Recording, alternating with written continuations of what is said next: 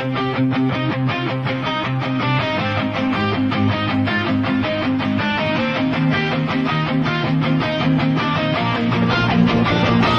are the Unbound Grapplecast, where shadows rise on the weekly Steelchair.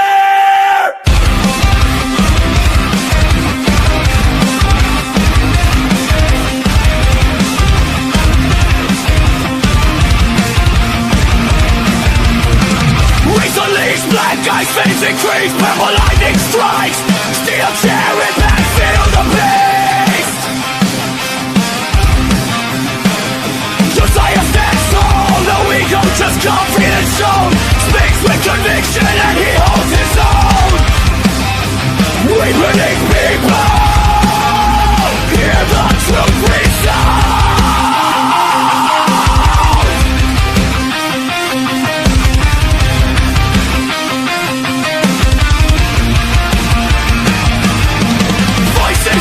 Yeah, the circle grows. Weekly Steelchair where the real talk flows. Fans and fighters all side by side. One strong community filled with pride. Filled with pride.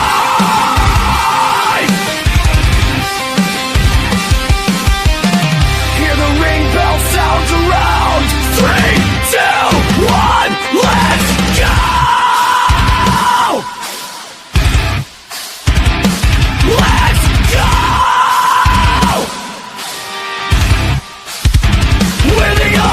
Grapplecast, the crowd hears the battle cry. Crash through the lights, we electrify the night. Punk hearts beating, metal souls collide. Step to the mic, this is to our time.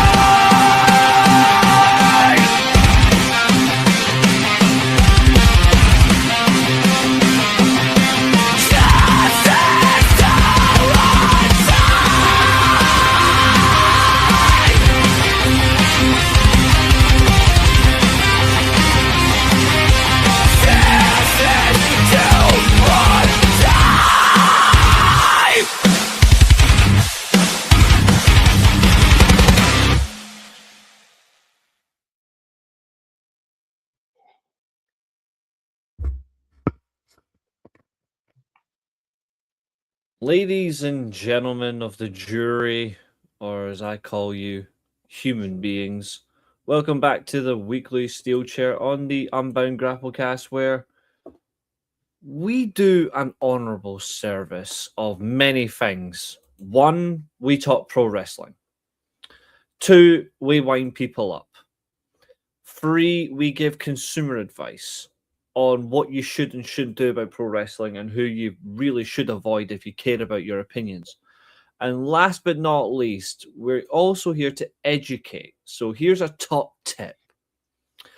If you are a senior citizen and you do like the power of being tickled by a senior citizen, have no fear. Katherine will tickle you. She will absolutely tickle you for $4 a minute. Yeah, if she shows up to the stream, that is. If she shows up, yeah, exactly. Only kidding. That's not Katherine's style, but winding her up is our style. And we have to get revenge because she always seems to get us, so it's about time we get her back. What's up, Josiah? Good to see you. We have a lot to get through today, ladies and gentlemen. We do indeed. I know for a fact I'm very happy about the G1 conversations, but I am more happy about another conversation that we get to do tonight that, first of all, I told everybody was going to happen. I'm just annoyed I didn't do a prediction on it. But I am extremely buzzed by what we're doing today. So, of course, on the side of me is my co-host of this show. It is the main man, Josiah. Good to see you. Yeah, How you feel? It's great. It's been a good weekend of Japanese wrestling. It has. And I say Japanese wrestling because we're not just talking New Japan today. No, we're not. We are talking New Japan and we're talking Pro Wrestling Noah. And it feels great. It's been a while since we spoke about Noah, but I am so buzzed that we are talking about them today because it's long overdue. And I'm really glad.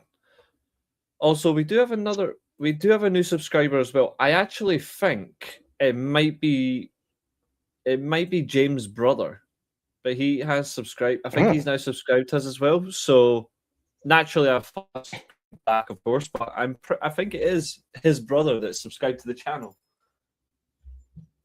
Oh, that's cool. Very cool. We're branching out. What's up, Carl? Good to see you. So, in terms of relief, we are obviously really relieved about the G1. We're really happy about the G1. But there's something for me I'm more happy about, and it's literally,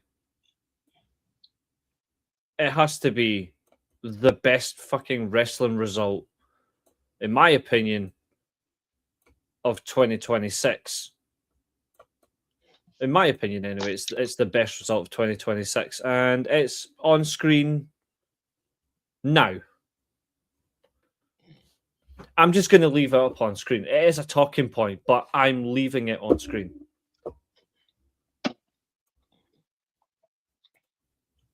I'm absolutely relieved. I'm absolutely over the moon.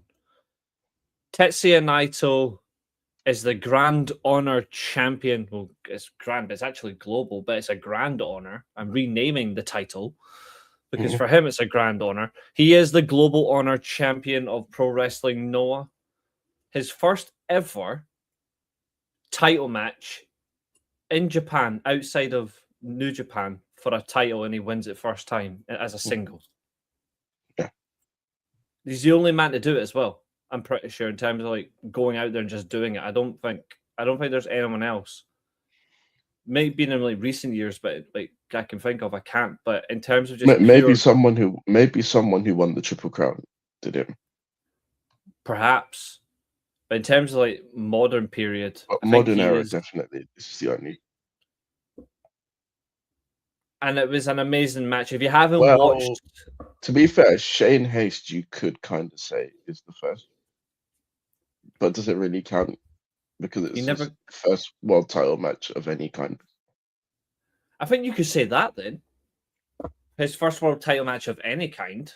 Because he was never rewarded in New Japan for his hard work. He deserved at least one chance. Yeah. And he never got it, which is a shame. But it is good. He actually had a good title reign. I'm surprised he slightly sooner, though.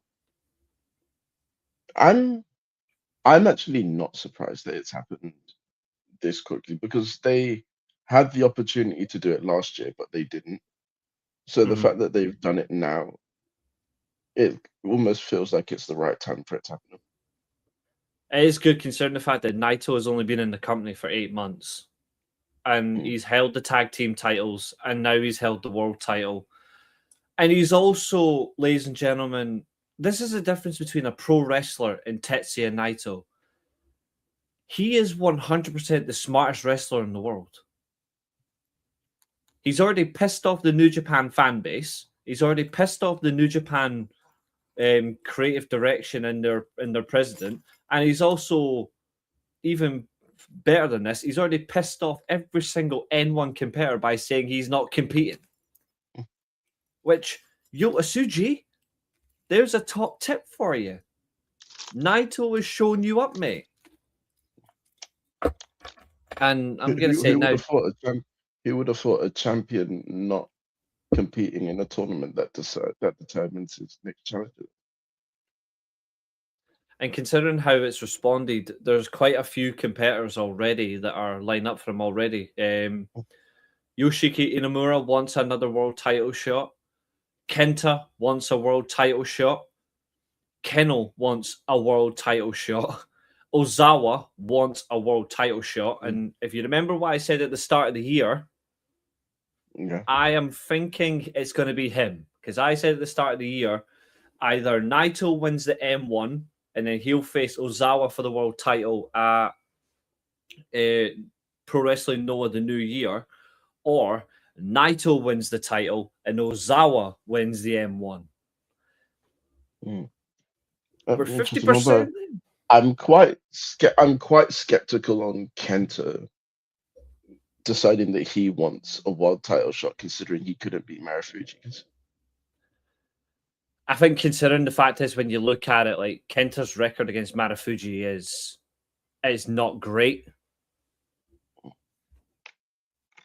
But that was a very good match as well. The whole card was good. I think the one thing about Naito as well, though, is they're not the only people that have challenged him as well. But he made some very interesting comments about Los Tranquilos de Japón as well. He made some interesting comments about Bushi, and Bushi has also responded as well. So I do wonder where he goes. But I'm thinking that announcement is them going to be like signing like proper full-time Noah contracts, because I don't think to this point that their contracts were full-time contractor. No, Naito has now said he officially, after he won the match, he has said now he is staying in Noah. He is staying. I agree with you. I think Bushi will do the same, because now they'll go on a recruiting mission. Mm. And if they do that, it's going to be hard to stop them. And they have to respond, considering what happened with Team 2000X. They have to respond, which was the biggest shock of the weekend, in my opinion. Yeah. But we're going to come to that later, because we're going to throw over to my co-host, who's living in his San Andreas moment, and we are going to kick it with the G1. So, my friend, over to you. Let's be happy about New Japan. They've actually managed to come up with some good wrestling matches and proper productive shows. Yes. Because for August the 9th, we have Oiwa beating Jake Lee, Takeshita beating Sonada again, Suji bullying Okan, Goto getting what I would probably call a surprise win over Boltin Oleg. Just by the way that this tournament has been going for both of them, I would definitely say that that's a big shock. And then, 100%. unfortunately, Yuto Ice actually won against Shingo Takagi. Because honestly, I'm not buying into this whole Yuto Ice thing. Me neither. I'm not on the same hymn sheet. And then for today's matches, where I can actually say, for once, they got every single match right, I believe. They did. We had Zack Sabre Jr. defeating Henare, Drilla Maloney surviving what was probably the worst match that we're going to talk about today against the whole House of Torture, basically.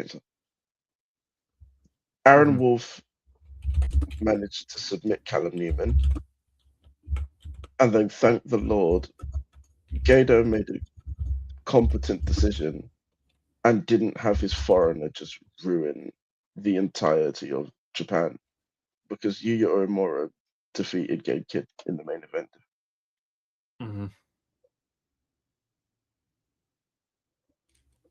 Really good results.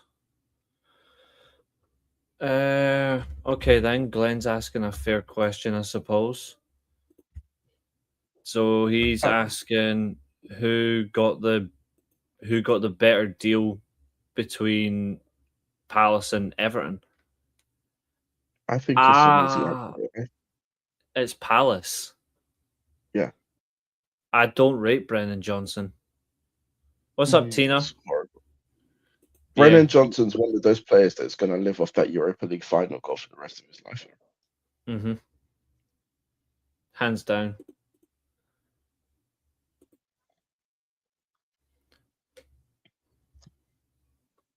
we get to here, if we get to talking about these matches, Yeah, let's do it. well, actually, we can tell you about the leaderboard. We have Takeshita on 12 points. Yep. And he is basically guaranteed to advance. But then it's going to be very interesting between Oleg, Suji, and Oiwa to see who joins him. I do wonder who it's going to be.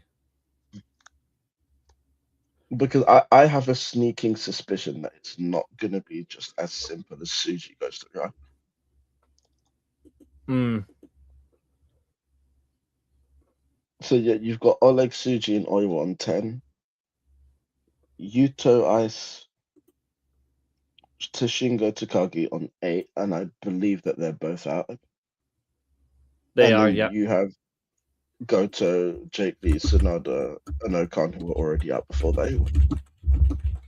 So basically, in terms of blockade, our conversation is going to surround Takeshita, Oleg, Suji, and Oiwa because everyone else is basically out. Yeah, they're out. And I'm happy with that. I am certainly happy with that. So since we're actually getting towards the end of the block phases, I think we should do something different for this episode. Instead of actually talking about every match itself, I think what we should do instead is talk about obviously the main people that are still involved in being able to I agree. progress, because that I agree. rolls Let's into the predictions that we have to do later on in the show. Yep, disregard everyone that's been eliminated. They are not important. So firstly, we have Takeshita on 12 points. What do you make of his tournament so far? I mean, I'm annoyed that he's potentially going to win the whole thing. But in terms of the block anyway, he won't win the tournament. I think, however, he's had a very strong showing. I think he's done well in terms of competitiveness. He's certainly had... The problem I still stand with it, is like he's had strong showings, but his matches haven't been great. He's had just good matches to decent matches. I think he needs to take up a level, and if he does progress to the semi-finals, then I'm hoping that's where he becomes the big hitter, and he shows why people put him in such a high bracket, and I do myself. Like, I want him to show it in this level, but we're in for a very special situation with him, and I'm really eager. As for Tina, I hope you feel better. I hope you feel better soon. Absolutely. Let's see, 2 seconds. This thing is really just pissed me off. I'm just going to quickly restart it. 2 seconds. You carry on. I'll be 2 minutes. Okay, so for me, my thoughts on Takeshita's G1, I think he's been very dominant, as you would expect.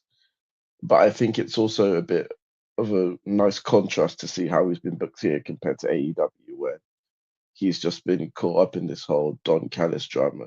It's been quite relieving to see him out of that situation and just see him wrestling. In terms of his matches, again, they've been good but not spectacular. But I think that's more down to the people that he's got in his group rather than anything else. I do also think that he's not going to win this tournament. I want to get that point across. I don't think there's any world where he wins. But I would like to see more from him in the semis. And obviously, if he gets to the final, then I know he'll turn up for that. But in terms of his tournament, it's been a good tournament. Pretty much as you would expect from him. He's a very experienced wrestler at this point in his career now, even though he's so young. He's had the spotlight, he knows how to handle it, and I think that he has just handled himself very well with what he's been given. I'm now going to come to Bolton Oleg, who I think has been the big surprise of the A block. It was very questionable how his performances would be, given that he'd immediately been announced for this tournament while coming off of elbow surgery. But I'm happy to report that Bolton Olek has picked up exactly where he left off before he got injured, and he has been putting on banger matches against pretty much everybody. His matches with Shingo, Suji, and Takeshita were three of the best matches that you will see in this tournament. And if you haven't seen them for whatever reason, I would urge you to go and watch them. As I've been saying a lot in these shows, he has improved a lot in being able to manage himself in the ring in terms of his ring conditioning and his positioning. So I think that that's one thing for him to take from this G1, regardless of whether he advances or not. Just knowing that he's still ticking off all of these boxes while properly bringing himself back in from injury. And I think that if he can keep chipping away, you're going to see a lot more of him going forward. Who was this? Sorry. Bolton, I like. He's been superb this whole tournament. Yeah. But I do agree. His positioning, especially, is really key. And I think he's actually given most of it. Like, I think he's actually made an effort to, like, just to work on aspects of his ability that is lacking. Mm-hmm. Yeah, I think And he's certainly not been mugged as well. Yep. Because I did say, I don't know how much of it you caught, but I did say him coming back, there were a load of question marks about how he'd perform given that he'd come back off from his elbow surgery. But I think that he's been pretty much as good as he was before, if not even better. And I just like the fact that he's finally actually using his size and strength as a mechanism in his matches, which you saw in his match against Yuto Ice. Oh hell yeah! And I agree. I agree. And it's gone from him almost initially after the match. After that match, you saw that he was kind of horrified about what he'd done. But over the tournament, you've seen that he's kind of grown into it and just embracing the power that he has. Oh, it's like when someone recognizes their full potential and they just go "fuck you." Yeah, it's brilliant. Mm-hmm. And like I was saying, I feel like regardless of how the end of this tournament goes, whether he advances or he doesn't, I think that you're going to see a lot more of him this year in like the Never division, because I think that that division going forward is going to be quite hefty. I think they'll put more effort into it. I think they'll give it more focus and attention. Yeah. But And yeah, I'm here for it. Much like Takeshita, good tournament for him. Coming to Suji, I have to say that I've not been overly impressed with him this tournament. Me neither. I think he's I actually expected been a lot the weakest. Yeah, I would say out of all of the like top contenders, he's definitely been the weakest of them. Which And is as champion, annoying. I expect and as champion, I expected a lot more from him. I expect him to just absolutely annihilate the competition, but he hasn't. No. He's been quite tame.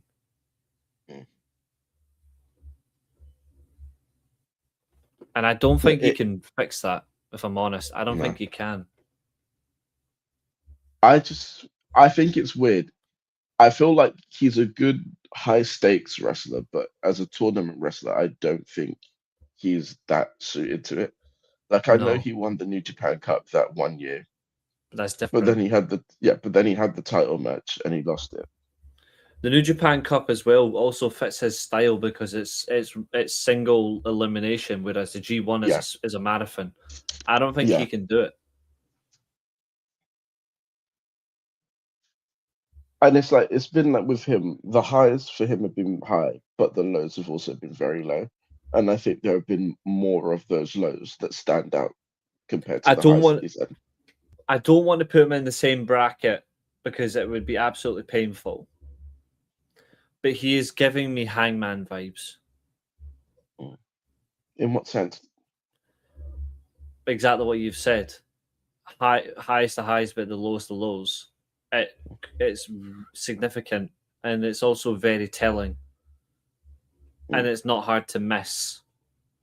Yeah. I think that's the only obvious comparison.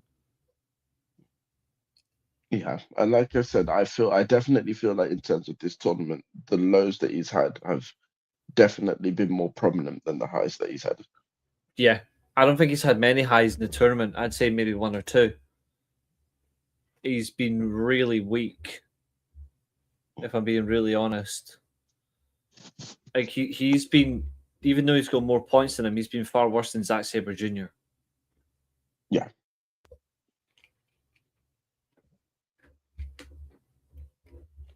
So in terms of him, he's probably gonna advance, even though I don't think he deserves to.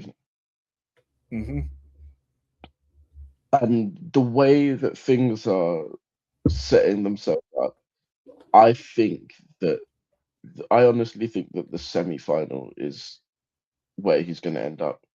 I just can't see him getting any further than that. Not Well, just because of how he's been performing, but they don't often like to put the world champion right at the end of the tournament. yeah. Also, as well, like as soon as you get out of the block phase, it is just the semi-finals. It's semi-finals and the final. Like, I agree. I think he's only going to get the one knockout match, but it'll be that deciding match where that could be his Wrestle Kingdom opponent. Yeah, I don't think it will be, but it is a high chance. because I do trust that they're not like WWE where they'll just give away the SummerSlam match in the Queen of the Ring final. I think they Because will. for some, yeah, I think they will, and that I really hope not. That's a good I question can't see them from doing that. Tina. That's a good question, Tina. Like in terms of like the G1 in general, like how we perceive it, what we think of it. We love the tournament. We just have issues with the booking. It's so inconsistent. Yeah, It like has it been a started off concern. very well. Started off very well, then dropped off almost immediately, and it's only just picked up in the last maybe 3 or 4 shows. Yeah, But the whole of the middle slog from like night 4 all the way to night 9, I would say, were just painful to watch.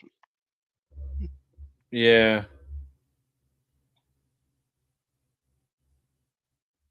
But I do think that one thing that they've got going for them in terms of the schedule is that there are like more rest days where they've got a day off in between shows Yeah, compared until to the other end of this week. tournaments. Because they've got tomorrow and the 13th, and then they've got a day off, and then they've got the 15th and the 16th. Yeah, and we need that. Yeah, I'm sick of them being overly exerting their talent and not letting them rest. yeah.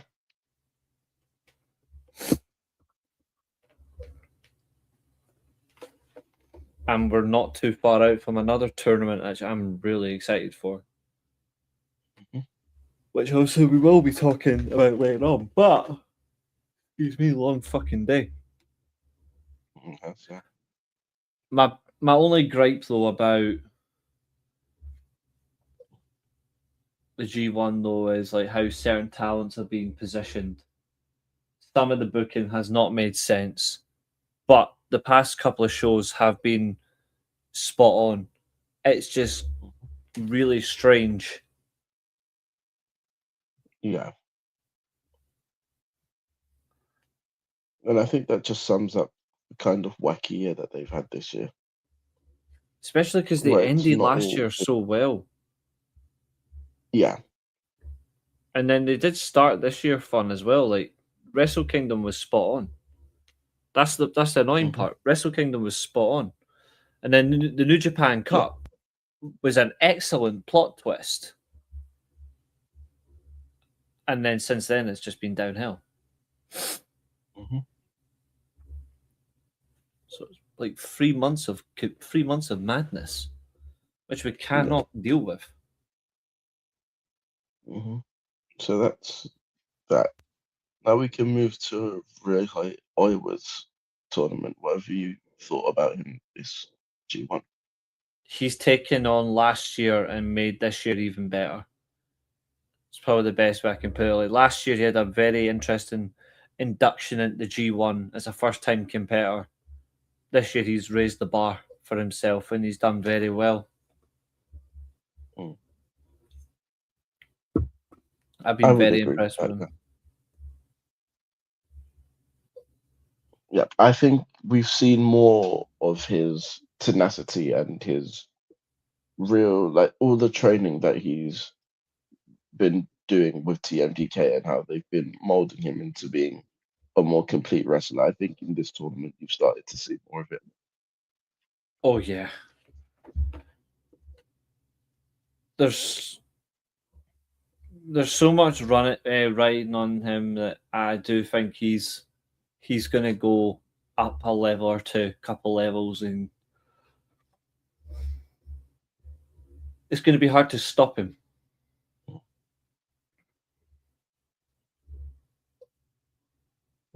Yeah. And I do still think that while he's still not quite on the level of another dojo wrestler that we're going to come to later, I do think that you're seeing him take more strides to being more main event ready. Yeah, that maturation as a wrestler is definitely showing.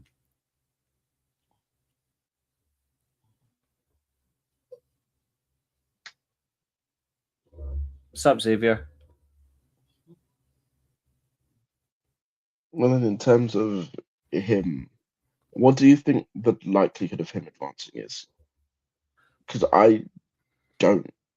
Because if he wants to advance, he has to beat Takashi.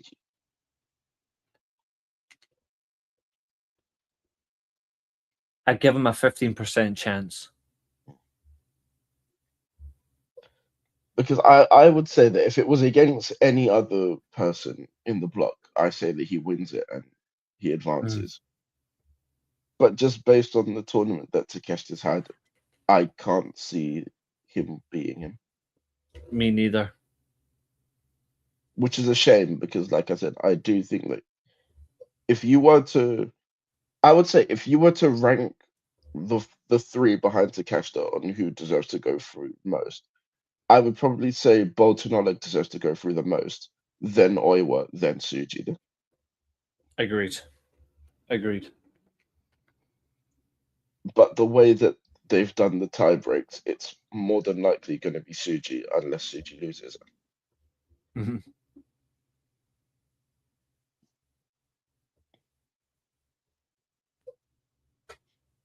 So yeah, I think that overall these four, well, I'd say Takeshita, Oleg, and Oiwa, they've made the most of the block that they've been put in. Whereas Suji has contributed to why the block hasn't been as strong as it should have been. Mm-hmm. His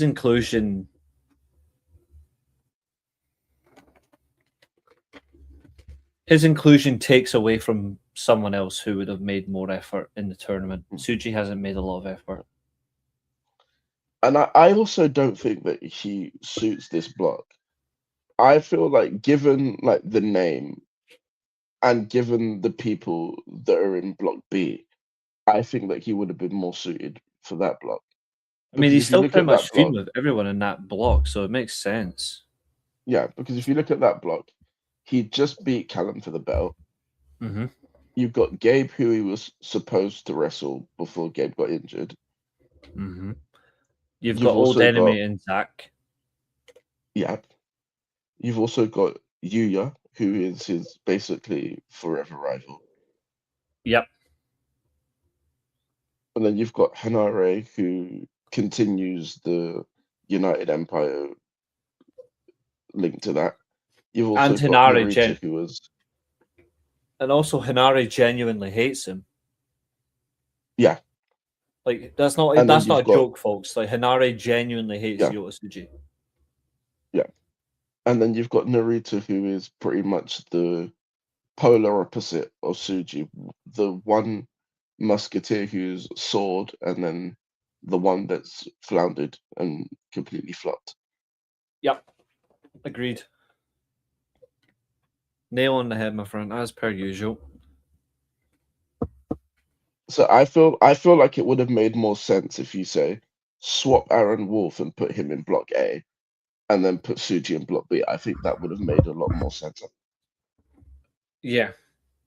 Another thing as well I didn't like about block B is the fact that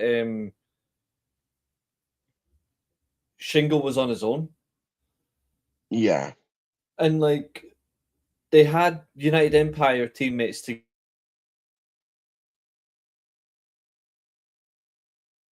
together conveniently in the blocks, but like that makes no sense to separate the Unbound Company. Well, they did have Unbound Company actually had 3 members in block A. They had Oh yeah, Yuto Ice, Shingo, and Suji. yeah, but when you look at the whole thing in a nutshell, it should have been split differently. Yeah. Like, I think they should have had 2 and 2.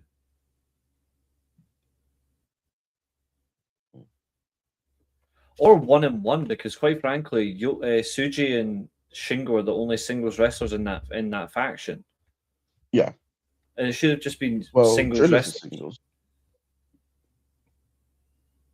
Yeah. But they're like a convenient tag. I'm talking about Oscar and Yuto Ice, for example. They're just a tag team that are actually doing okay as a single. Well, one of them is doing well as a single. Mm. And Hinari and Great Okan, well, great in his own head, are a tag team as well. Yeah, and they got split up as well. Exactly. It's weird.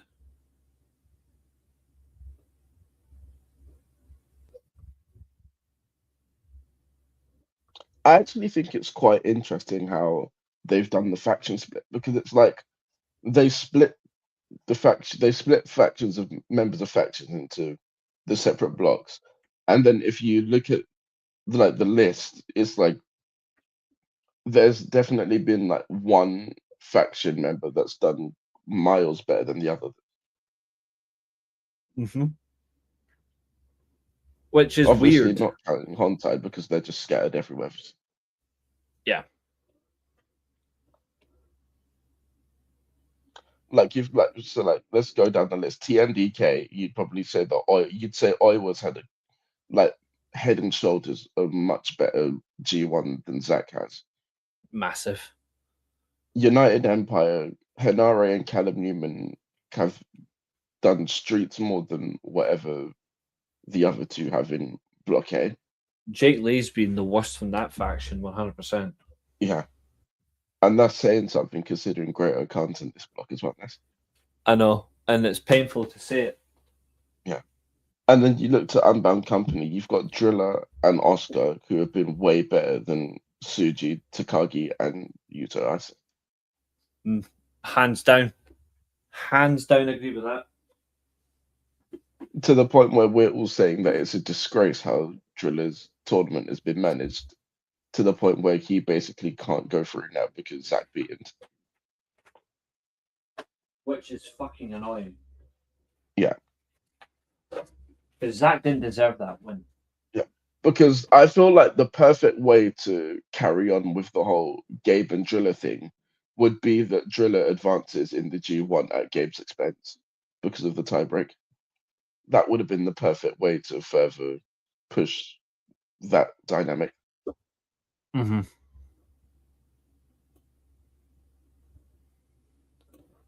But yeah, that's So Tina's saying that our health is getting worse. She needs to go and rest basically, but she's fine with the podcast. She enjoyed listening, but she says she'll see us later. Yeah, it's mad. It's mad how I haven't spoken Spanish in a long time, but I still understand the language. It's mental. Yeah, definitely go take care of yourself. You've obviously, I don't know if everyone in the chat probably knows this by now, so I'm sure she won't mind saying this, but of course, as we know, you've got a whole baby to prioritize it. So especially after going definitely through, the cancer horror as well. Yeah. So definitely go take care of yourself. That's the most important thing.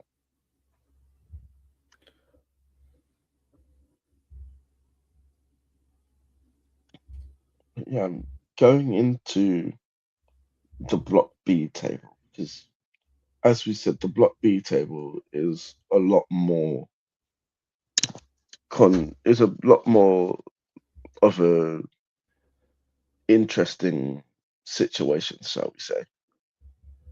Oh, absolutely. And Xavier's asking, I've been behind on the G1, and is there trouble in the tournament still? Yeah. The way the tournament Well, has there been it is. designed the way the tournament's been designed, it has been confusing. They are certainly trying to make up for it in the last couple of days. Yeah. With the blocks ending tomorrow.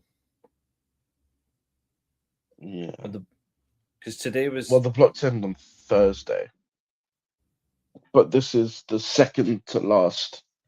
This is completely the second to last day of all of the blocks. Because we were going to predict the endings, which gives us our semi-final predictions. But yeah, this block is very interesting because we actually have a few more names to talk about here. We do. Firstly, if we're going from like block order, I guess I don't know if you call this either fortunate or unfortunate that this person is actually top, or fortunate that we can just get it over with. Ren Narita's the top of Block B as it stands. And I'm just going to say his tournament has been shit, and that's all I have to say on it. Yeah, I agree with that. I think for us it's unfortunate because he can do so much better, and he's choosing not to. And I'd say, and the reason that he is top of this block is because despite the fact, because he's beaten, obviously, Narita's beaten Callum Newman, Gabe Kidd, and Yu Uemura, who are the more realistic people to advance. The reason that he's top is because Driller Maloney doesn't have another match, and he's already on 10 points, so he's basically out. Mm-hmm. Yeah. And I wanted, even though he's already out, and we said that we wouldn't talk about the ones that are already eliminated, I think that this man needs this time where we talk about his tournament. Because despite the fact that he's already been eliminated, I think that he's been amazing. Yeah, he has been. We said it from last year that he would be the one to watch for this tournament. And despite the fact that he's not gone through, I would definitely say, regardless of how the tournament progresses, don't be surprised if he's right up there for wrestler of the tournament, even though he's not advanced. Yeah, I'm grateful to Driller. I'm grateful for his performances in the tournament. I'm grateful to him as a professional. Yeah, like we say, we know you weren't. No, there's no confusion. I understood what you were saying. I said you were not feeling well. Don't worry. But I'm glad that you're still here regardless. Absolutely. And yeah, if you feel able to, you're more than welcome to come join us. Absolutely. It'd be very interesting to get the takes of the chat in here. Mm-hmm. As we always say, we're very welcoming. Anyone who wants to have their say can come on and say whatever it is that they feel. Except to assholes and Adam. Yeah. Well, you could have just said assholes then. Yeah, he's a different type. Yeah. At least I can do this, though. I'm going to drink his tears for ending his X account. One moment.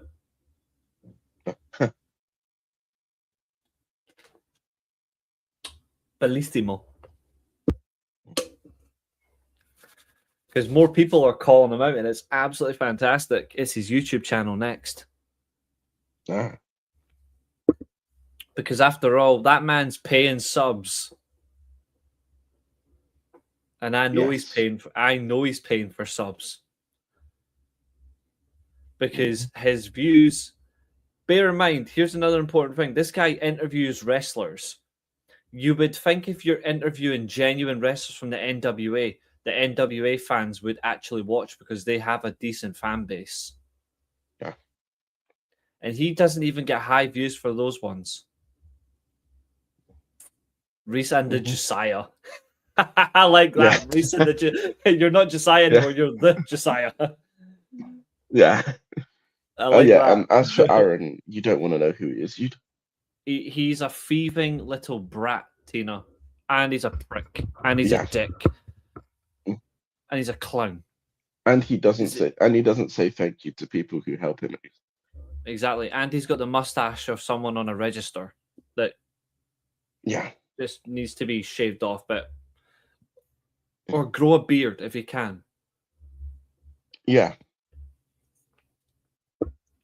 But yes, Drilla Maloney has had a very, very good tournament, and definitely don't take where he ends up in this block as gospel. A reflection of where he is, because he is miles above where he sits. Clown. I say my brother is a clown. Yes, that's why we like you, Tina. That Tina. sums Aaron up perfectly. That's why we like you, Tina. You're a good laugh. But yes, hands down, I am on the same opinion. Like if you take his tournament as he's a bad wrestler or he hasn't shown enough, then you're missing the whole thing. It's what I say about people if they have opinions on things they've never watched, but then they're commenting on it. Your opinion doesn't matter because it's disingenuous. So if you haven't watched the G1, obviously Xavier, we're not going to use you as a horrible example. We're going to use you as a fair example here, because you said it in the chat fairly. You've been a bit behind with the G1. So say for example, you said, Joel's had a bad tournament. You can only talk based on what you've seen, but you can't talk about the rest of it because it's disingenuous. That's like me saying, I could have said Raw was horrible last night, but then someone with a reasonable expectation could say it was actually good. But I can't comment on it because I actually didn't watch Raw. I haven't even seen any of the highlights. Of course. But I haven't seen any of the highlights either, so I can't. My opinion on Raw would be completely disingenuous. But true. But true, because again, Raw was bad. Yeah. Anyway.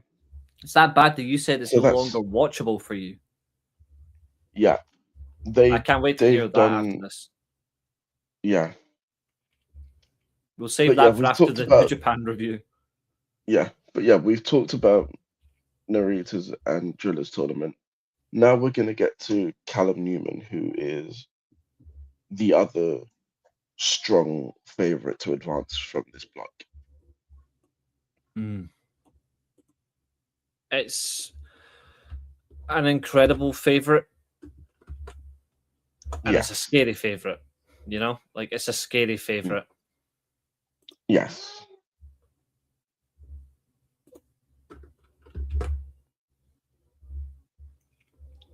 I've been impressed in parts with Callum's tournament. I feel like he should have been booked a little stronger, in the sense of he literally just lost the world title and he should really be stepping up the aggression, I think. But for the most part, he's not been doing that, and he's been more of a calculated wrestler. Yeah, I'm trying to understand Tina's question. She's talking about, are you talking about the blue? Oh, that's because it's a moderation. But you technically have been part of the channel for a while, so I'm actually going to do that as well. Because technically you are still part of it, so therefore I need to do that. So let me just quickly do this just now. Good observation there. Yep. Thank you for that. I haven't had a lot of time to deal with it, so that is helpful.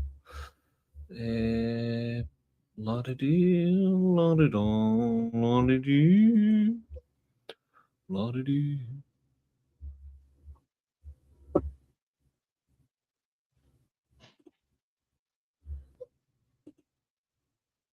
So yeah, in terms of Callum's tournament, I think that while he has been good, I feel like there is still a bit more of there's like another level of aggression that I feel like needed to be shown here that hasn't been.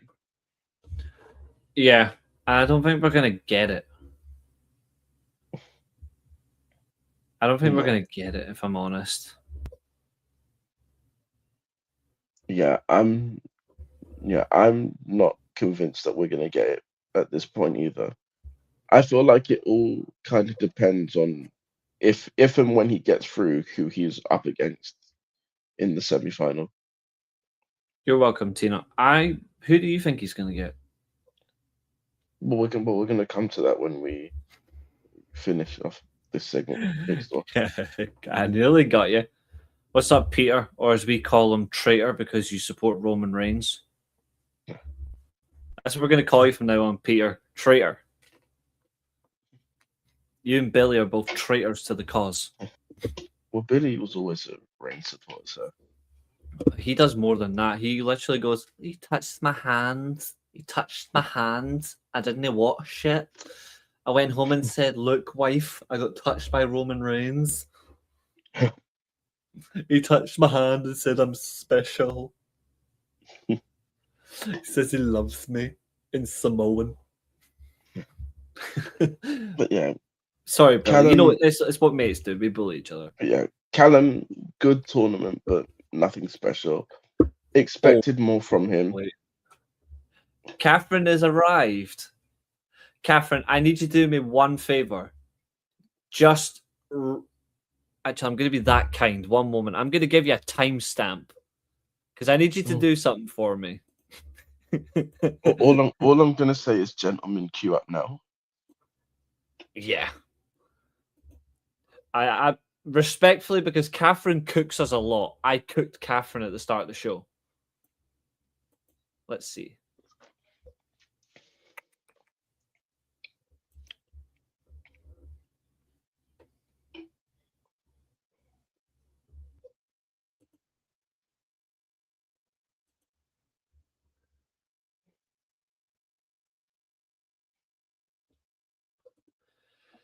Katherine, all I want you to do is on this stream, rewind by 48 minutes and 42 seconds. And you'll see what you will see why.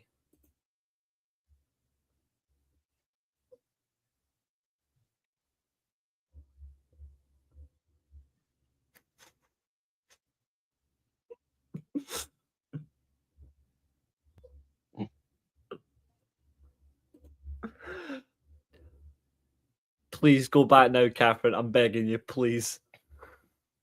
What are the odds that she tries to kill us? Well, I didn't say anything. Yeah, but you endorsed it. Happy to entertain you, lovely. You are always a welcoming pleasure in our community. You always have been. So we will see you later, and please do feel better soon, Tina. Please do feel better soon. Yes.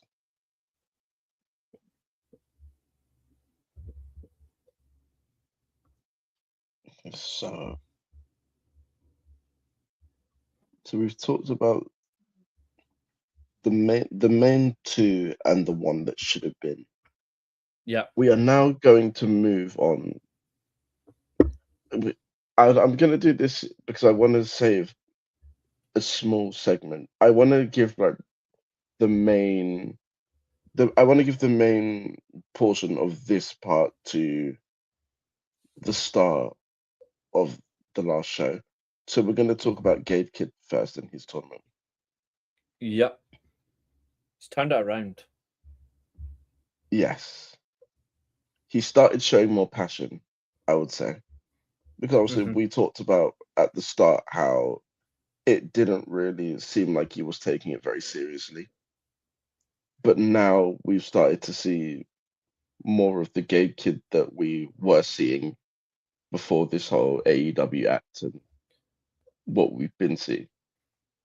Yeah, this has been like his I don't want to say redemption arc because that's for pussies. It's more like the sense of this has been his, I'll say, resurgence. like in that way. It's been a resurgence of him as a serious competitor, and Yeah. I've been very impressed by that level of performance from him. Yeah. And it's like it's weird because he's in a position where he needs to obviously win his match and have like another certain other results go his way to Yeah, go through. But it's still in like a way where you can see it happening. you can, and that's what makes it more fun. Yeah. Because like looking at it on paper, it's probably not gonna happen. But if it did happen, you also wouldn't be surprised.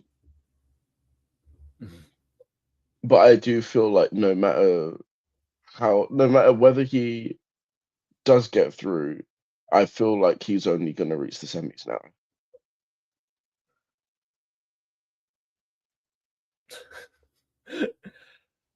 Catherine's saying it depends on who it is. She's definitely went back and listened. Mm.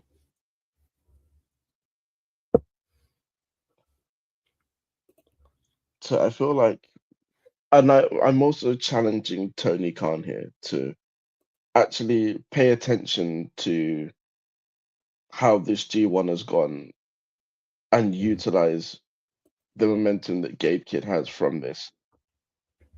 Yeah, you've got Because to now take it on. when he gets back to AEW, I don't want to see him involved in whatever the Dogs and the Death Riders are doing. I need him to On his own. so focus solely on being a singles wrestler. Yeah. See, Catherine, this is exactly why, because you know it's purely banter, and you know it's not. There's no disrespect at all between us and you. It's always been good fun, and you're a good laugh. It's Yeah. why you're not only one of the like main presenters on the channel co-hosts as well. Like you have the power to run the channel when I'm not around. That's why I named you on that. Once I have Yeah. more on this channel, I'll be adding Josiah as well. I can only add one other person. Obviously, I added Mm. Katherine because it makes sense in terms of running Lipsticks Lariats when I'm not around. It makes Yeah. more sense. But once I add more members to the chair, Josiah will get to run stream stuff as well because it won't be long before he is, which Yeah. I'm not revealing just yet. Mm. That's different. But yeah, I think in terms of the dynamic of the tournament and certain wrestlers, I agree. Gabe Kidd is one of them. Where when he does go back to America, he doesn't need to be. He can still be with the Dogs. Don't get us wrong. Yeah. We're not saying he has to all of a sudden not be a because he is still a member of the Dogs. Yeah. Just Like don't he get can involved be in their. like affiliated with them, but like don't be a focal point of whatever they're doing. Yeah. Go and eliminate Darby Allin from wrestling. Go and eliminate Hangman from wrestling. Just basically get rid of everybody that you don't like and just be a ruthless killer and pick up Yeah. titles along the way. Just make sure you drop your title to Drilla Maloney. Yeah. And where not it belongs. to the person Scumbag. and not to the person that's got a head injury and disappeared for a month. Yeah, it's not long. Don't give it back to him. Yeah. Please don't make us lose respect for you, Gabe, by jobbing to Scumbag. Yeah. And now we're gonna come to the start of the last couple of B block nights. We've gone from this man potentially being on the brink of elimination to him now being a top contender to advance, and that's Yuya Uemura. To put it in the best connotation that you can. How can I say it where it sounds legit? A tale of two halves, you said.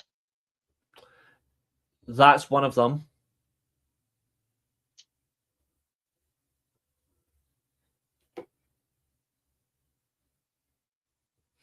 The Green Goblin of the G1. In what sense? Like he has like the way the personality creeps in and it creeps in, then it fades, and you're like, now you got to rely on the pure physical, but then the personality shines through afterwards, and then it's fun and it's exciting and it's raw. And then you get the best part of him, which is pure wrestling ability. You get all of that in one, and you don't get bored. He is one of the very few that New Japan, in fact, in the world, where I do not get bored watching him wrestle. He's far too entertaining and he's far too interesting. And you can tell, and I've said this before about the business, this is the one biggest gripe with the business I have.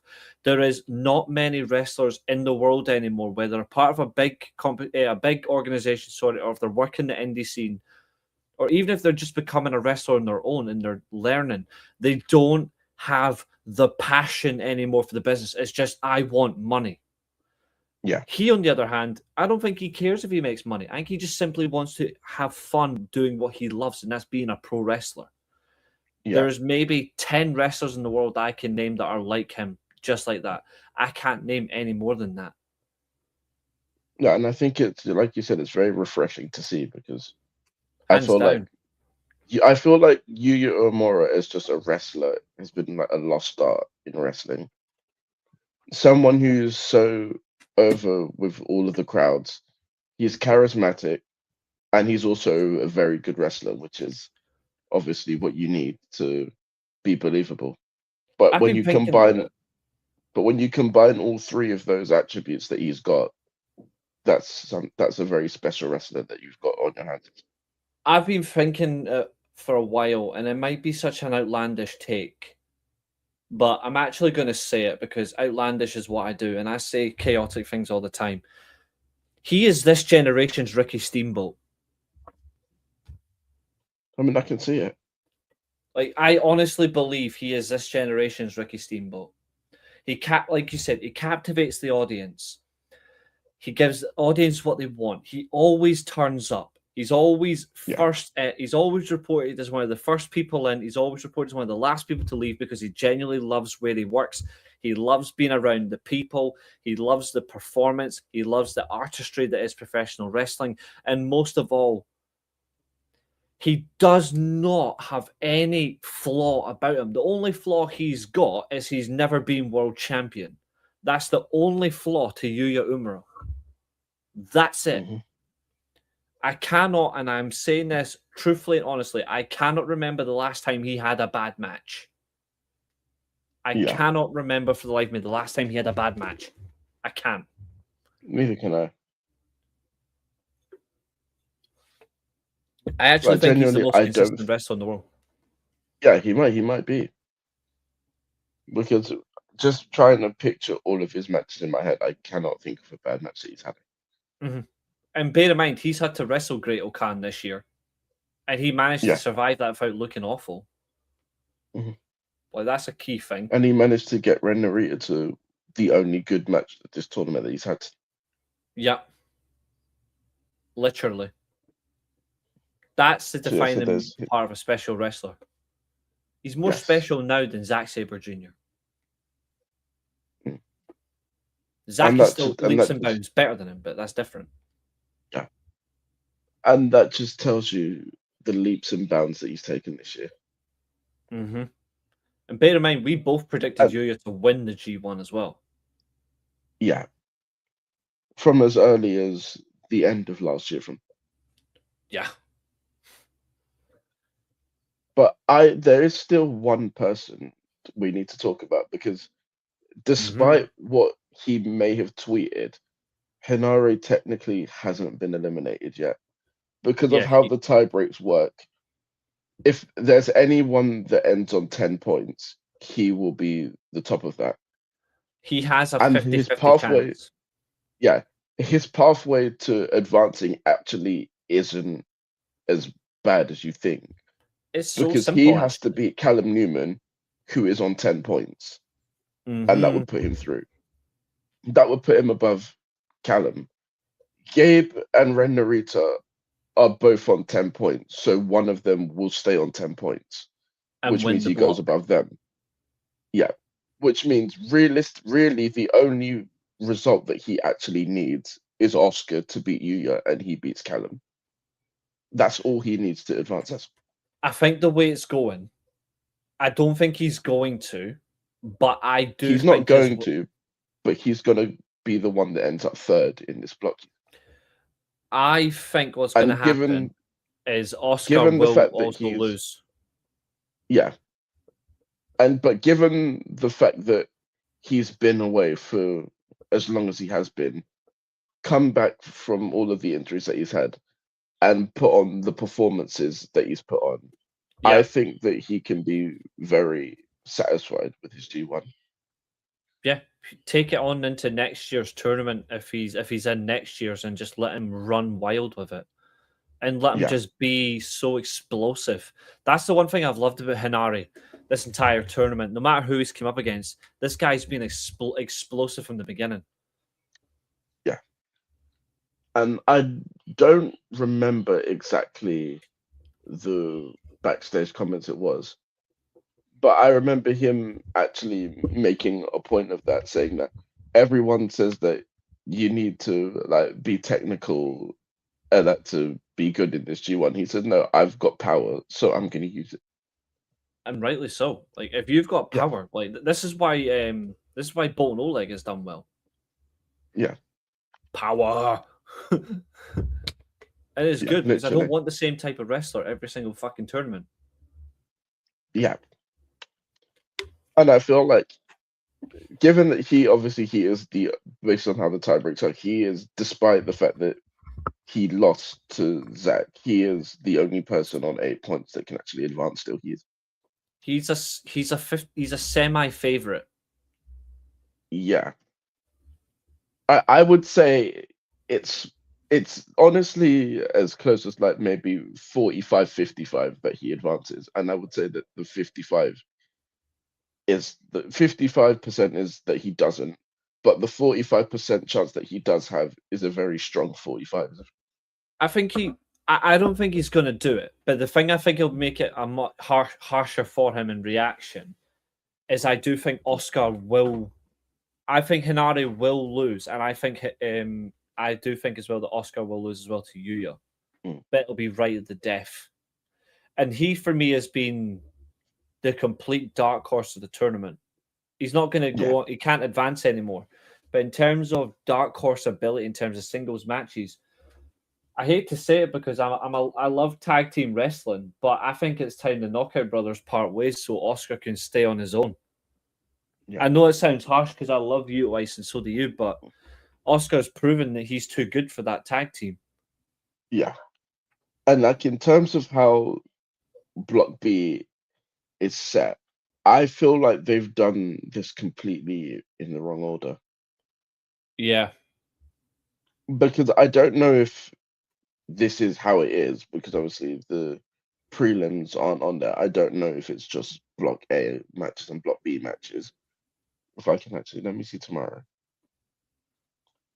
Yeah, I think that the Block B portion is just Block B matches.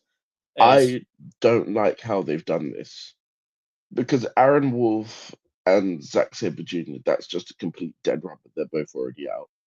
It should be. So I feel like this should have been the first match. Yeah. I also think tomorrow they should have just done Block A and Block B all together, and that's the end of it. I don't think they need another night of block matches. I don't think they need it. What's up, Abel? Good to see you. And yep, hands up to Naito as well, 100%. Because I feel like the best way to have done this would have been have the Aaron Wolf and Zack Sabre Jr. match first. Yeah. Then have basically just move Aaron Wolf and Zack Sabre Jr. to the top. Yeah. Put the Callum Newman and Hinari match second. So that just in case Hinari does win that match, you then have the result of the following match being Yuya versus Oscar determining his fate. Agreed. And then obviously have Gabe and Ren Narita as the last match to see who tops the blocks. I agree with that completely. And I hope that this isn't something that we come back to complain about on the Friday if there is a podcast. Well, yeah, there's kind of gonna have to be, if we're doing the semis and the finals, there's kind of gonna have to be a podcast on this on Friday. There will be. And I'm just hoping when we get to that show that we're not complaining about how the match order has ruined the mystique of this block. And I hope that all of the matches can deliver regardless of where they are on this card. Agreed. I agree with that. He shouldn't win it anyway, Peter. No. Callum Newman doesn't deserve to win the G1 anyway. In fact, I'll go one further. No one in the United Empire should win the G1. No. They've had their chance to dominate. They can piss off now. They can go back to being the bitches of the Unbound company.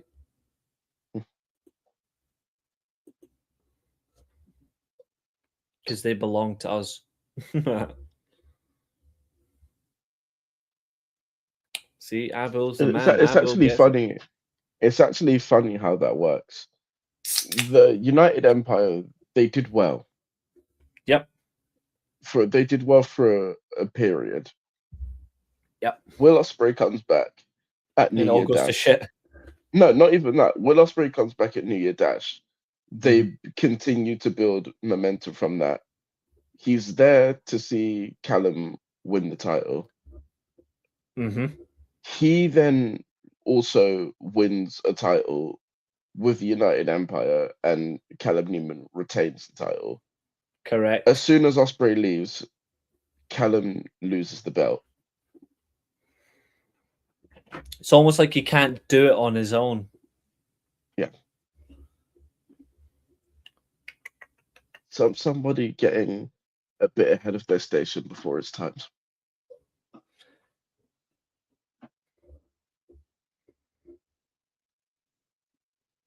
It's almost like Roman Reigns he can't do it on his own without his little his bitchy cousins. Callum Newman's the same. He can't do it without his little mid-can. But yeah, that is all of the potential advances, I guess, or advances. In an hour as well. Get through.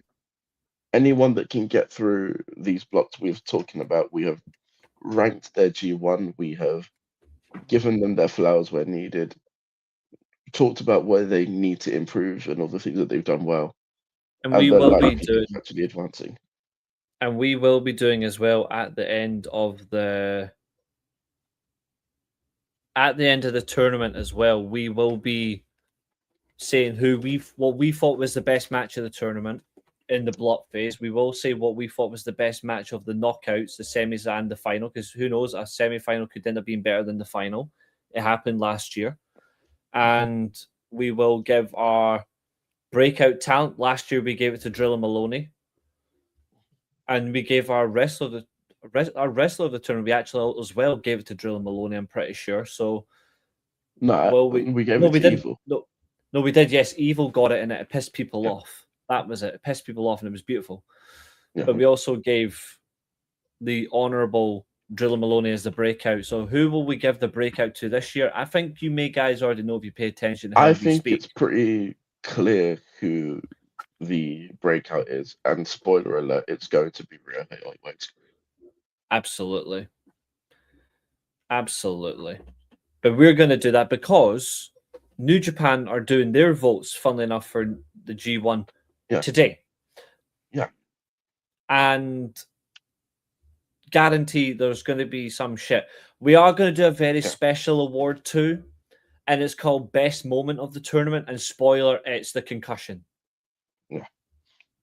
I guarantee you, New Japan, they're going to do their breakout top person, and they're going to vote Yuta Ice. I guarantee you that now. He's had such a shit tournament. Yeah. Like, he's been knocked out in half his matches.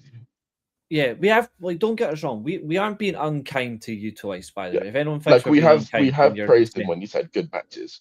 Like, his match with Takeshita was great. His match with Oleg was great.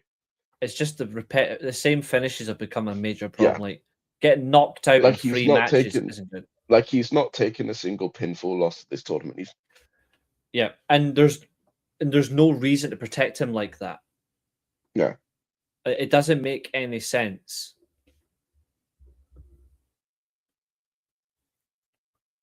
Absolutely doesn't. But now, ladies and gentlemen, it is the big one.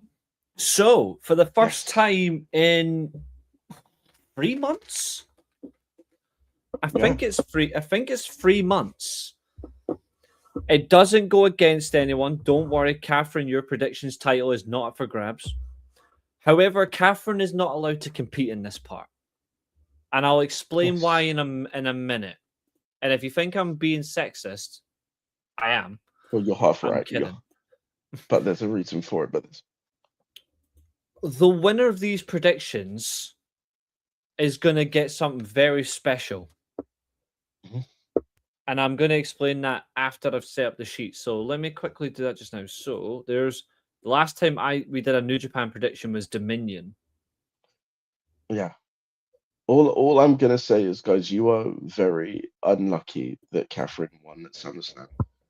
Because had I won, I wouldn't have been allowed to compete in this. So yeah. So the fact Catherine's that I title am defense allowed is coming up as well.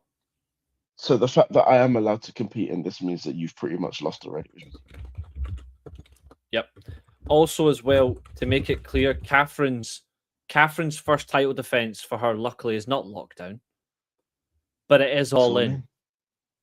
And I think Katherine will do quite well. I mean, we could punish her and make her do lockdown move, but then that would also be punishing us. But But remember, if we punish Katherine, she'll like it. Oh yeah, and then that would also be punishing us. That means that we'd have to pay attention to TNA. I mean, to be fair, I will be watching the main event on Thursday just so I can see them fuck it up. Because also to see what they do with Leon Slater as well, because there's still that ordeal. Yeah, I might actually watch Lockdown just for that match alone, but I am going to be watching TNA just to see what happens with Nemeth and Hardy. Because if they fuck that up, then they're going to. I can promise you now that it's going to end with some sort of Ryan Nemeth costing Jeff Hardy the match. The mad thing about it as well is I would have much preferred Nemeth versus Hardy inside the cage.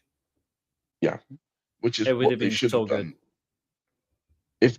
If their plan was always to do both matches in 1 week, they should have just done it in order of prestige. Like, why are you putting the tag titles in the cage and not the world title? It's semi-final 1, semi-final 2, and then the final. I need that strong, long punch. Katherine, you'll end up just... Actually, I'm not saying that. Never mind. I'm not saying what I was about to say. Let me change that. That goes like so. Like that. And then these two go... There we go.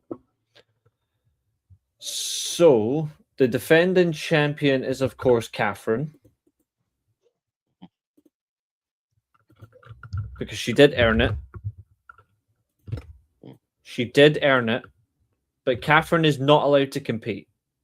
And it's not because of sexism. It's because the winner... Because we need to rest her old brain. Yeah, we do. I'm just here to help with entertainment. Absolutely. Absolutely. You bring none of it, but absolutely. I'm just kidding. Katherine, you are fun.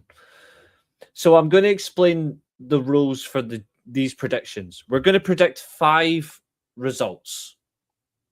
So we're going to pick our Block A winner, Block B winner.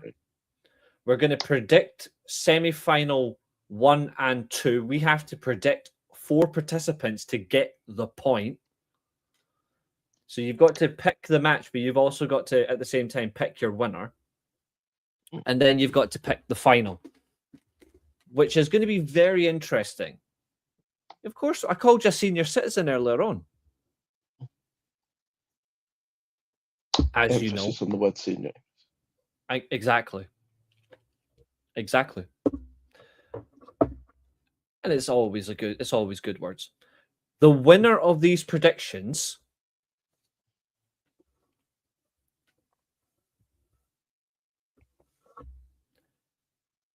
gets a very unique clause. Mm.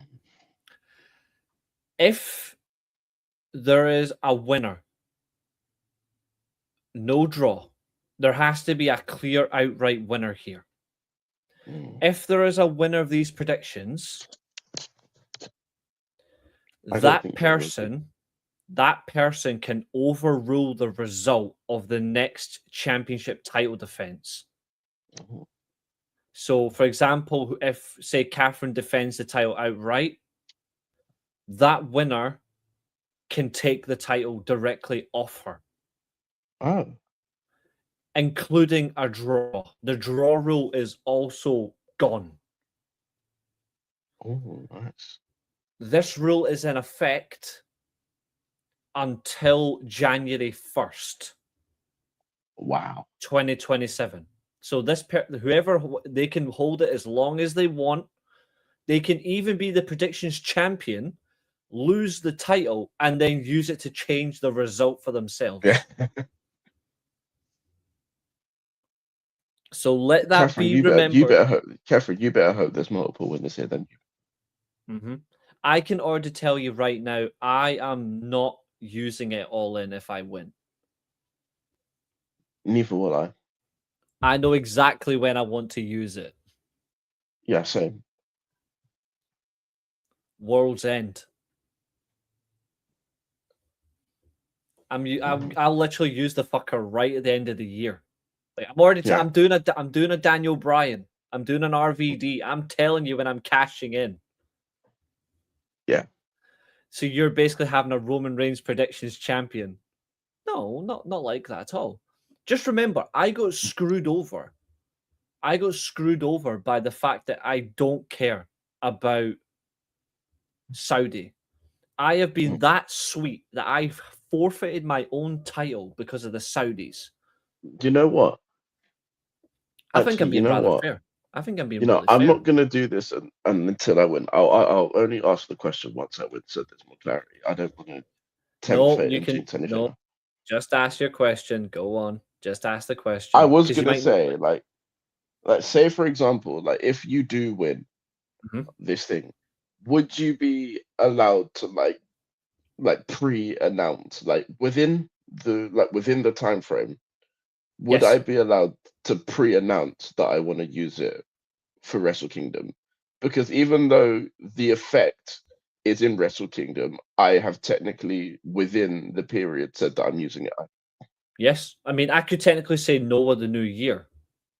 Oh yeah, So because I could technically do as the long as same. you give your notice within 2026, technically you've Yeah, used it. absolutely.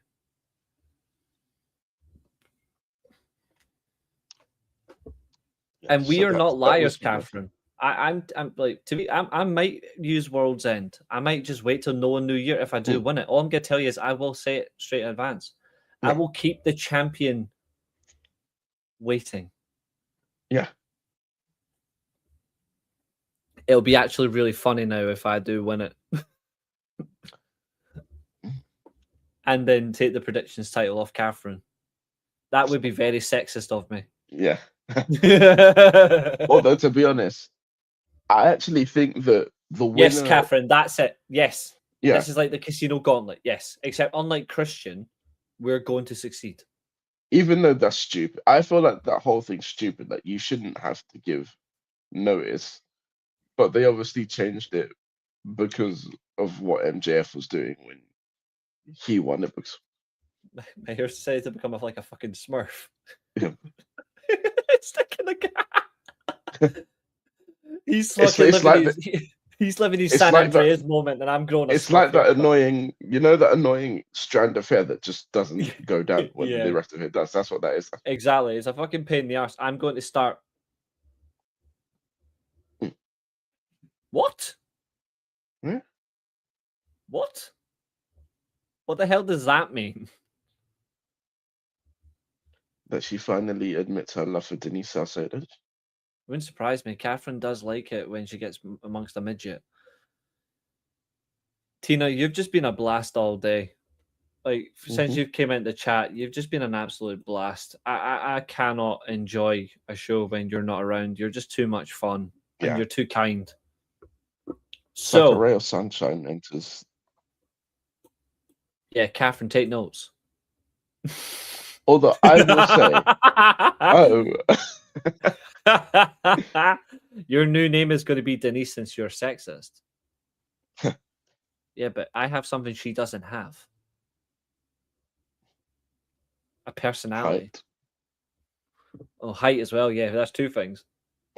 Although I will say that I actually think that the winner, if there is a winner, it will come down to who can predict the semi-finals, right? Because I feel like there's going to be a very popular final winner. Yeah. I'm even going to color code your final, by the way. You've got to have like the winner in green, the loser in red. Yeah. So people can actually see. So that's going to be very interesting. So, and to think I was going to root for Josiah in this predictions tournament. I mean, to be fair, you don't have to root for me because when we did the New Japan Cup once, I won that as well. His cockiness is so strong. Right then. Although I do think that this one will be a challenge, actually. Kat, I do not think Reece is sexist. Tina, don't. It's okay. See, there Tina, we go. Tina, you don't have to defend me, doll. It's okay. Look, even Naito's getting involved in the predictions. He's actually hiding over Block B in semi-final 1. Like how good of a champion? What if Naito wins? What if Naito wins the G1? Because... To be fair, we know what Naito is going to do. Naito is going to take on the IWGP champion and bitch him because that is his plan. I actually hope he actually takes on Suji, just hits him over the head with the title, saying, "By the way, Noah's number 1." Yeah. Yeah, it's a long-standing joke, Tina, because our previous viewer could not handle criticism, so apparently it makes me sexist, which is okay because women love me. Just because she has a fetish for small people and America. She pretends to be American. Yeah. And she gets thrown out of other people's chats as well for being a weirdo. She does. Right. Okay. So Block A, Block B, semi-final 1, semi-final 2, and the final. Right. So also, I do want to just say it has been very refreshing the fact that it's gone back to being 2 blocks rather than 4. Yeah, it has been. What I need you to do is I need you to give out so everyone can hear it. No, it's okay, Tina. Don't worry, it's okay. I need you to now. So no, you are the Reece, not just Reece. I am the GOAT. Okay, I need you to reveal. So in terms of who can progress, it's only 4 people from Block A. Pretty much. Yes. I need you to the 4 names in the current order they're in. Okay, so it's So it's currently Takeshita number 1 as it stands. And then I believe it's Suji number 2, Oiwa number 3, and Oleg number 4. Okay. My thing's acting up annoyingly. So Takeshita number 1, Suji was 3rd, Bolton Oleg was 4th. Number 2 is no, Suji's number 2. Suji 2nd, sorry. Bolton Oleg was 4th. Yeah, and Oi was 3rd. Oi was 3rd. I'm gonna go. I think they're gonna stick with it in terms of order. So I'm gonna go Block A winner Kuniska Takeshita. Who are you going for? Yes. I'm also gonna go for Takeshita. Because there is also an interesting there's also an interesting thing. I'm pretty sure that pretty much if Takeshita loses this match, he's basically out, because Yeah. realistically, Suji isn't going to lose to Jake Lee, and Oleg isn't going to lose to O'Connor. Yes, last chance saloon. Guys, if you want to predict, get your prediction in. So your names again are Takeshita, Suji, Rahoiwe Oiwa, Bolton Oleg. Your Block A winner. Abul has gone for Takeshita as well. We will not be saying Block B until we've got the predictions in. Nope, Abul, I'm already going to disregard. I'm disregarding Abul, even though he said Block B goes to Drill Maloney, because he's out. Like, Drill is out. Well, he's not technically out. He pretty much. They're going to eliminate pretty him. much is. But if there are, let's say, a load of no contests, he's got a chance. Yeah, which is not going to happen. Which is not going to happen. We haven't even had one yet, let alone. They could swerve and let Oleg win, that's true. But his final opponent is questionable. That's the problem. His final opponent makes it harder. Oleg's final opponent is the Great O'Connors. Exactly, which means it's going to end badly.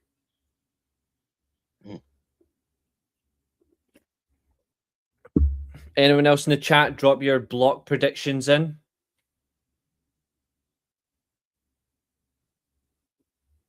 Block A winners only, please. The champion gets a peaceful avoiding defense.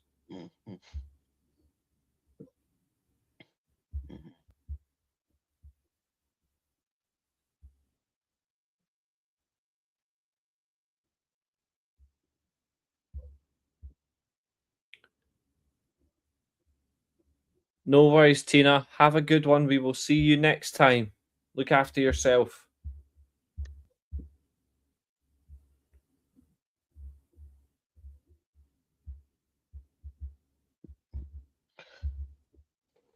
And I will say that there's pretty much there's only one sensible way to go to Catherine's point. There's only one real sensible way that Oleg advances, and that's if he wins his match and Takeshita loses.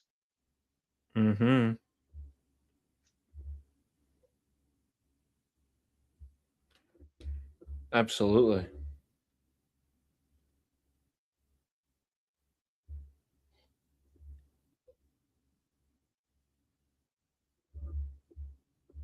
Although there is one scenario that I would love. I would love it if, for at least one tournament, going into the last day, whoever's top, I would just love for them to play for a draw, because that basically would be fun. Would also guarantee that they go through as well. That would be and then unreal. it would pretty much also guarantee that whoever they face gets eliminated. That's the level of shithousery that I want to see. Because looking at this block, Takeshita doesn't need to win this match. He can draw and he's top. Exactly.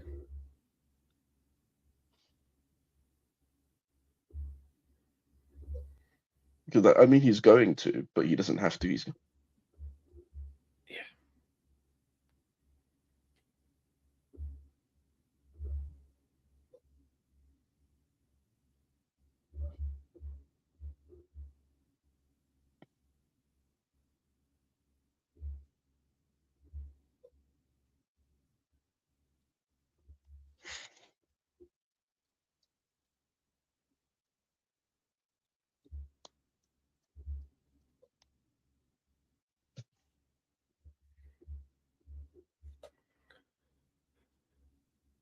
Okay, looks like we're not going to get more on that one, but if anyone else wants to drop their block A later on, that's fine. Block B then. Same as again, just same as before, Josiah, on you go. I am saying Callum Newman to win Block B, which is what I've been saying from pretty much since the blocks were announced. So I'm gonna keep with that.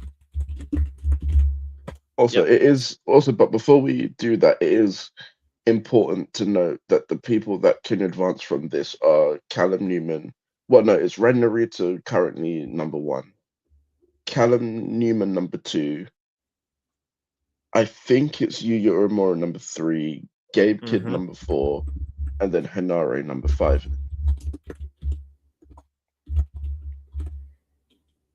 But if you're so convinced that Drilla Maloney is going to go through, I guess we can put that down. I guess. Mhm. Also, I do find it hilarious that Hinare on 8 has more chance of going through than Drilla, who's already on 10. Yeah, it is funny. But I think it will be the other United Empire person that goes through.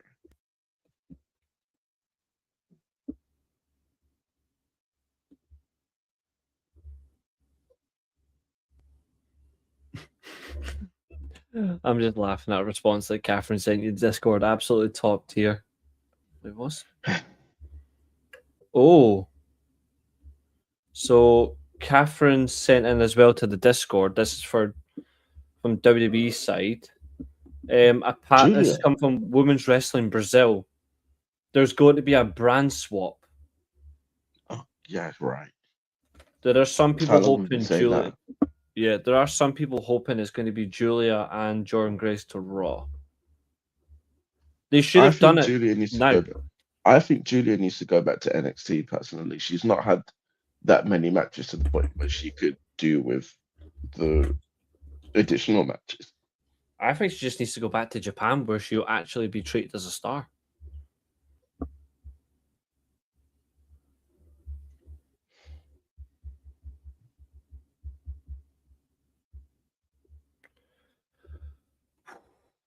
Right.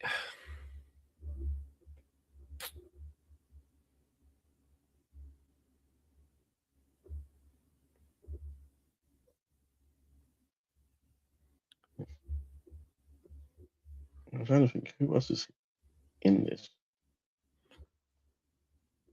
Let me see. That's Who one else thing is I want actually to see. Yeah, I want to look in at the one chat? thing. I'm trying to see who else is actually in the chat.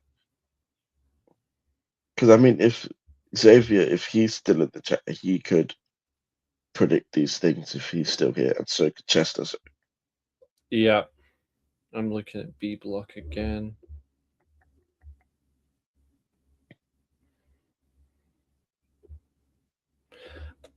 I've backed him to win the tournament from the beginning. oh, you're going Yuya to win. I am. Now let's see. What would you need for that to happen? So obviously Yuya would need to beat Oscar. Yeah, I keep having the same problem, Catherine. Don't worry. Yuya would have to beat Oscar. Hinare would have to beat. Wait, Hinare would have to beat Callum Newman, and Gabe Kidd would have to beat Ren Narita for that to happen. That's what makes it such an interesting block choice to win. That's why I'm going for it. Right then, semi-final 1. Yes. There's no playoff. It's just straight to the semi-finals. I'm trying to think. What should we determine semi-final 1 as? Block A winner. Okay, that's so how it is. It's block A winner cool. versus block. Is it not block A winner versus block B runner up? Yeah. So I'm actually interested to see what you've gone for here, because you've completely thrown me off with your winner. Yeah, Abel says Avengers Doomsday tickets advance 14th of August. See, I'm just waiting for it. I'm not going to buy advanced tickets. I've got little to no time for it as well. Your block B winner has completely thrown me off, so I'm interested to see who have you got block A run? Who have you got for block B runner up? I had a feeling that you'd look in on that one. So, Abel's got Takeshita versus Yuya as his first semi-final. Okay. Abel, you need to tell me who's your winner and your loser. Oh, so we've got to do winner and loser for both the semis as well. Yeah. All right, cool. You got to name them, but you've got to name your semi-final, but you've got to also name directly who's going through. Okay. So there's no escape. So I have Abel's got Yuya to win. Okay, that's fine. So in red,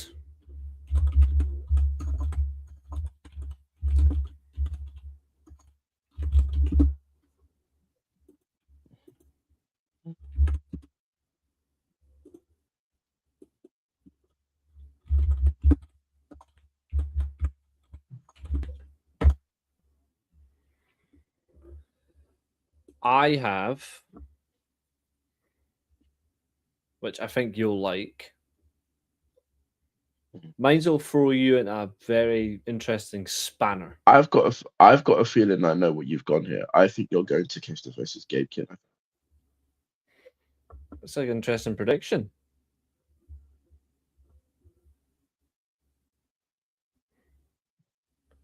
You know what's funny? You're spot on. Yeah. Because I know what your final is because you've been so set on it since the beginning. And I know that you're a man of honor, so you're not gonna deviate from that. No, I'm not. I have Gabe Kidd to make the final at Takeshita's expense. Which I guess which also makes sense because last year it was Takeshita that injured him. Yep. No worries, Peter. Abel's semi-final is Drilla Maloney versus Suji. Wow, Suji to win. Wow. Very, very brave. Yeah, he is the champion to make the final. That will make me very angry if that happens. Yep, same. Which is worse because we are Suji fans, but we are also purists. Because it should be a title match. We said it doesn't. Yeah, we said it doesn't work when Liv Morgan got to the final of the Queen of the Ring. It doesn't work here either. Yeah. The only way it works is how AEW do it, where the title's on the line in the continental tournaments. That's my thing. It should be. It should be that, but it won't be. I'm going to put these. There we go. Purple. Actually, technically, yeah, purple.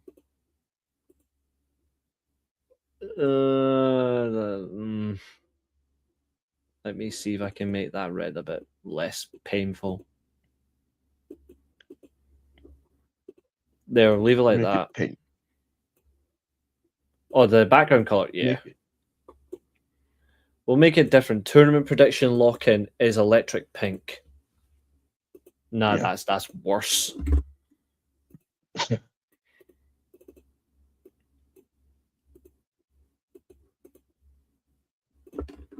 Even worse. I don't think there's any way to make this better. Yeah, it could be a lot worse. Unless there's a way to make it unless there's a way to make it dark red. That's what we'll do. The losers will be in yellow. Yeah, I mean that's actually perfect because not to make this like F1 related. When a driver doesn't improve their sector, it's yellow. So exactly. It kind of makes sense. Oh, there's a bot. Yeah. Bastards. We don't need AI viewers. We're real people. Exactly. which I'm going to deal with right now. We don't need to boost our viewers. We only want people that want to be here and people that appreciate our work. Exactly. Not people that don't exist at all. Which reminds me, it does fit on the black for me as well, but I'm going to keep mine consistent. There we go. So. I didn't even get to do my semi-final one. I'm putting mine in just so it's out the way. Nice. Because like you say, I am a man of honor. Yeah. Okay, now you can jump straight to your two. Okay, so my Block A winner is Takeshita. Yep, but is he your semi-final winner? He is not. Okay. He will be losing to the Block B runner-up, Yuya Uemura. Oh, I like it. I like it. Okay.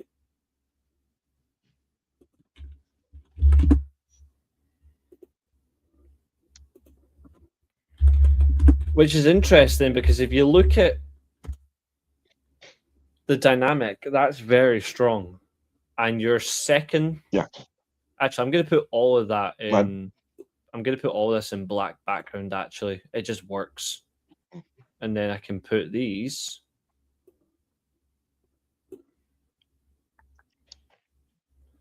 where's my border?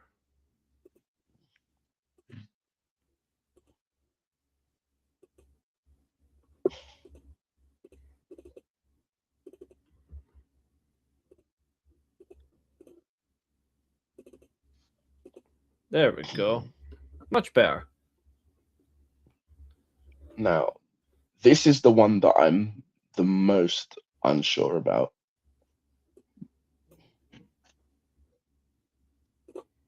I'm eager to hear this.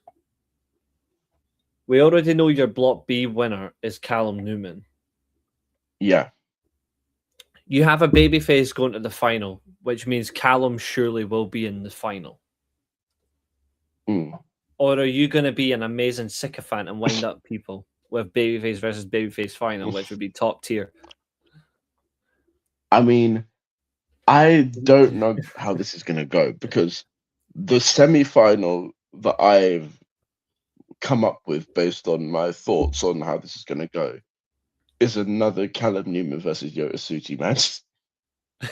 You sick bastard. and I've got no idea how they're gonna go with this. It would be the rubber match, though. It would be match free. So who do you give the pip to? And also the way that they're heel? doing this. This is the thing. There's two different angles to do this. There's your brain has gone fuck this company. Yeah, literally. There's the New Japan Cup final rematch. And then there's the Dominion rematch. Tsuji and Uemura. It is absolutely fucking hilarious. So, you know what? Based on what I think is how I feel that match will go on, and how it will further assert another dynamic. I'm gonna say that Callum Newman beats Yota Tsuji in this match. Oh, so you're giving it to the heel? I'm giving it to the heel. Someone out there celebrating, yes, babyface versus heel final, yes. Okay, that's all well and good. That's fun. That's what we like. So you can watch his show on Friday. Absolutely, he is an amazing human being. So let's see. We know that Nick does not like heel versus heel or babyface versus babyface. He is strictly. No, he's tolerant on. He's tolerant on babyface versus babyface. Oh, he's tolerant on face versus face now. Mm-hmm. I think heel versus heel are the best kind of feuds. I think they're absolutely hilarious. Okay, so let's see. It's mainly who can be the biggest prick to the others. Exactly. So you have Callum versus the champion. You have Callum versus Tsuji, but you have Mm-hmm. Callum beating Yota? I do.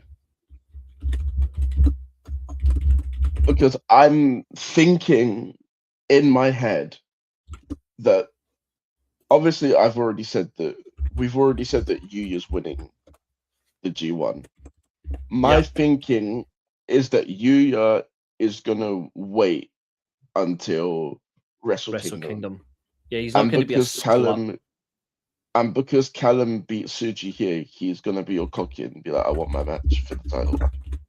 Which I really am sick of seeing. I do not want it 2 years in a row. Like, I will honestly die of shame. Like, we can't keep having the G1 winner just give up their shot early. Oh, wow. Holy shit.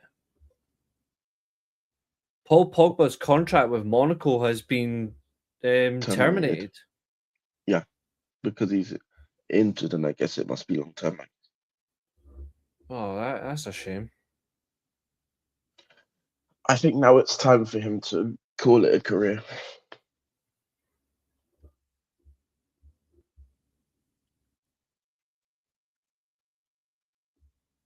Yeah, I feel for him. I really do.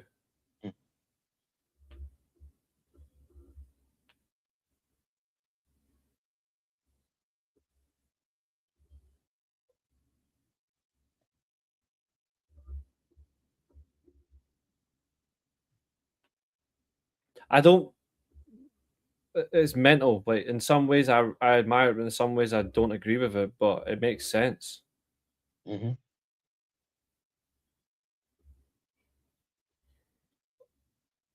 I mean, as I like to say in professional sports or any sort of profession, if you're not an asset, you're a liability. So you've got to get rid while you can. Yeah, it's a shame because in terms of ability, he's still an incredible player. Yeah. Even if 32, his ability is off the chain.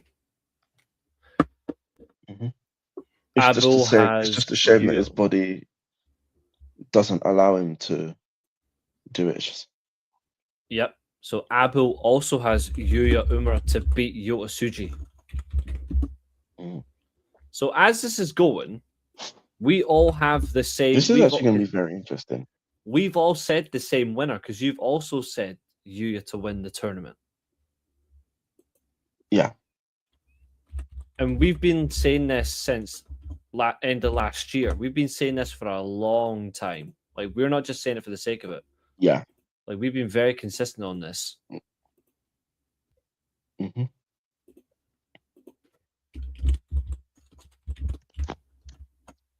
Like I said, it's really all going to come down to the semi-finals and the Block B winner, it seems. Yeah.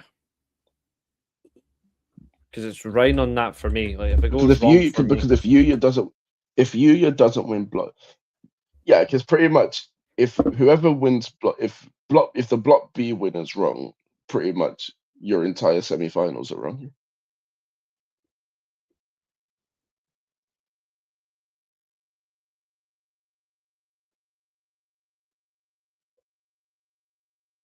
This is how fine these margins are here.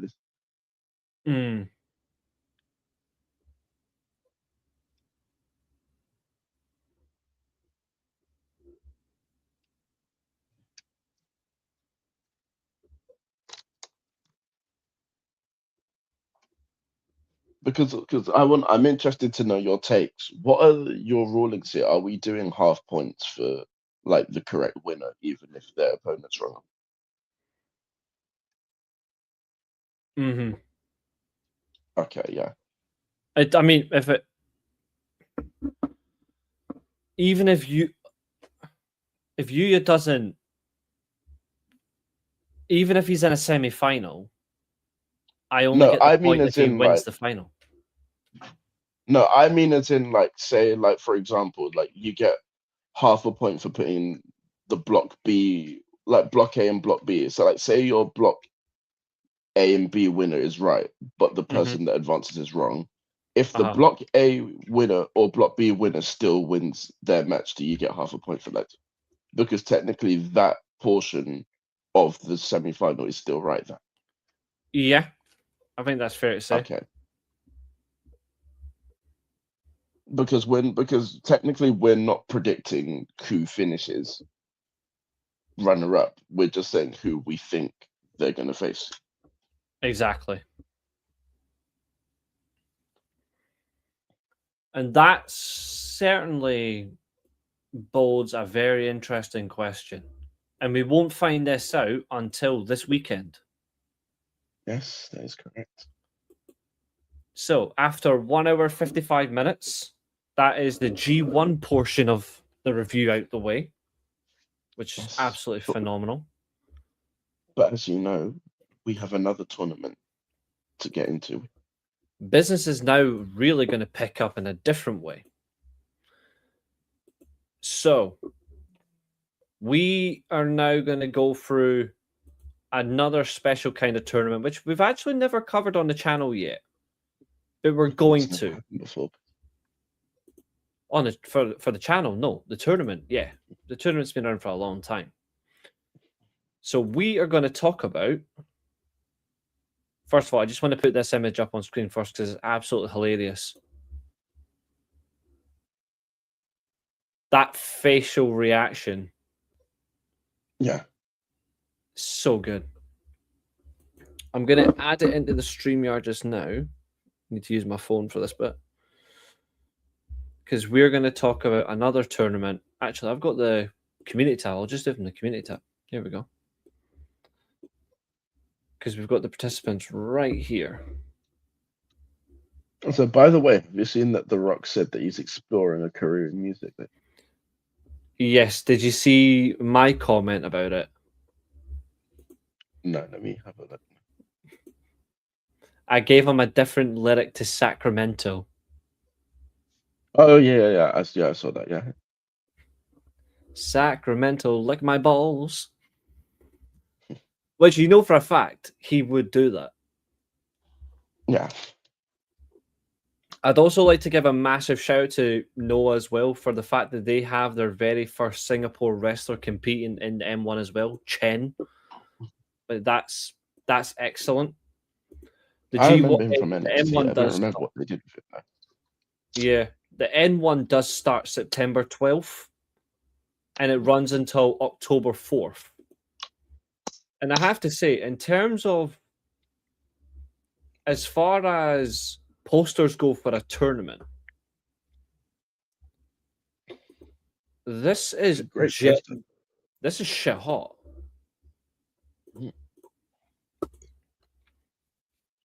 I'm sorry, but find me a poster better than this in 2026. I don't think you can.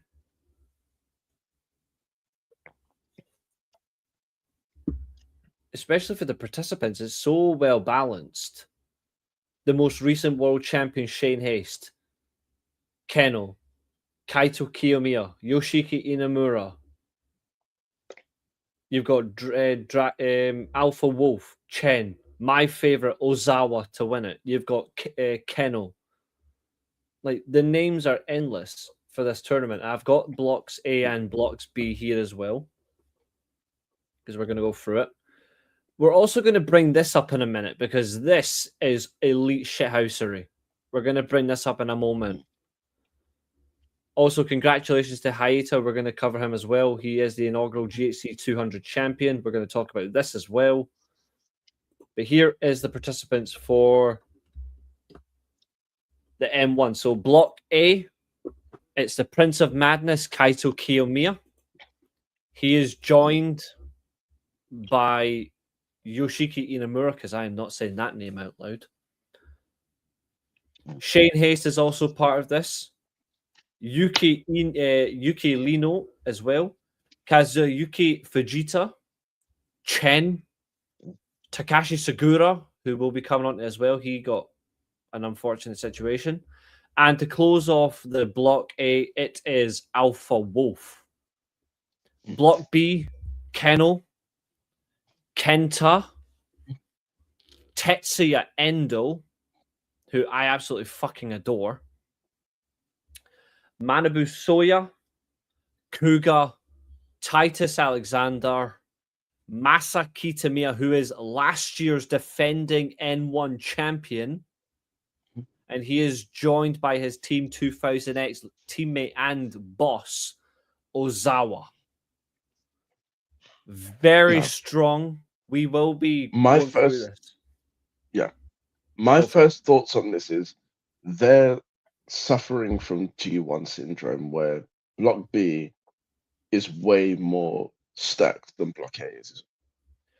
To some extent, I don't know, because if you look at the names in Block A, there's more world champions in Block A than Block B.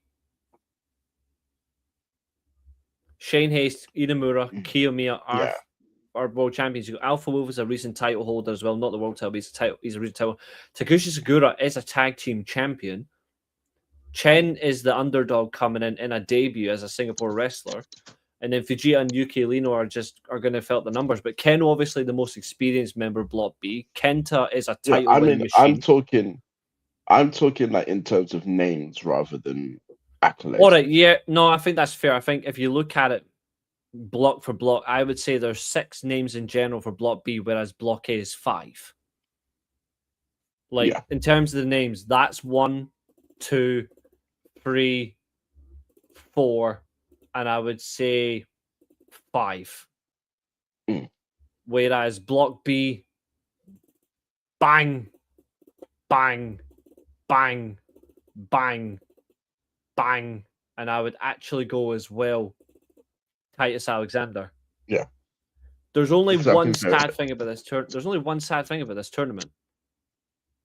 The best Scottish wrestler in the world is not in this tournament. That's Jack Morris. That's what I referenced when I actually saw the blocks.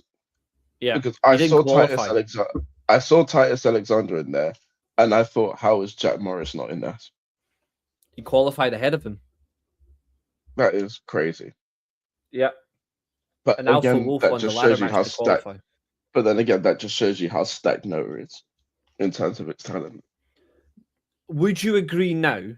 Noah has the best men's roster in Japan for the fact that this is world title content. Like, this is pretty much competing for a world title shot. Would you think this is stronger, or would you still tip it to New Japan at the minute? I think they're slightly. I think I would. I personally, I think that there's an argument to this. I would still tip it to New Japan in terms of the names, but I feel like Noah's like execution is better than New Japan's. Yeah, and we've been saying that for a long time. It's not just like we're saying it right off the buff.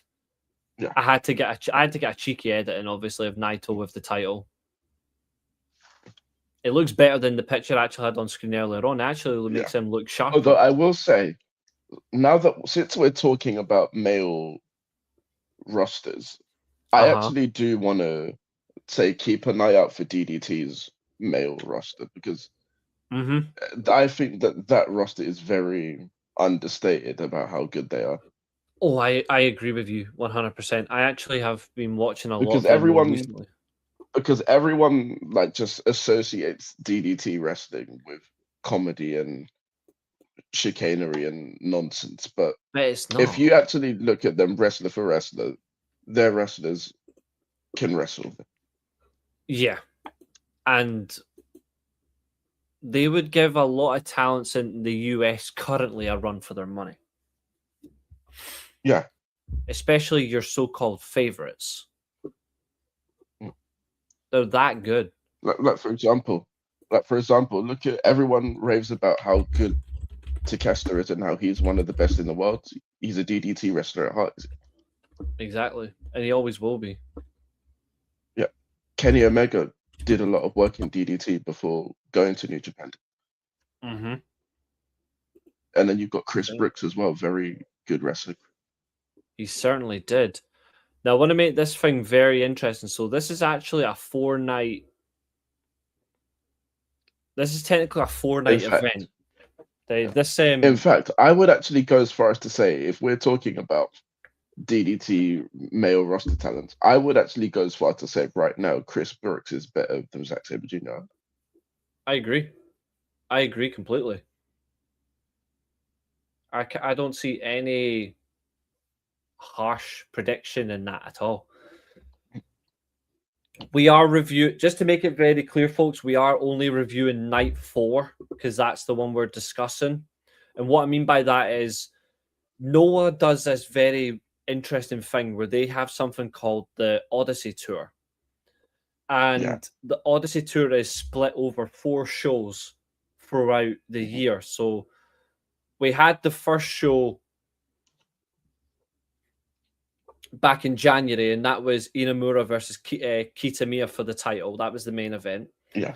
The second event was only 2 months ago. That was Shane Haste versus Tetsuya Endo, which was a phenomenal match.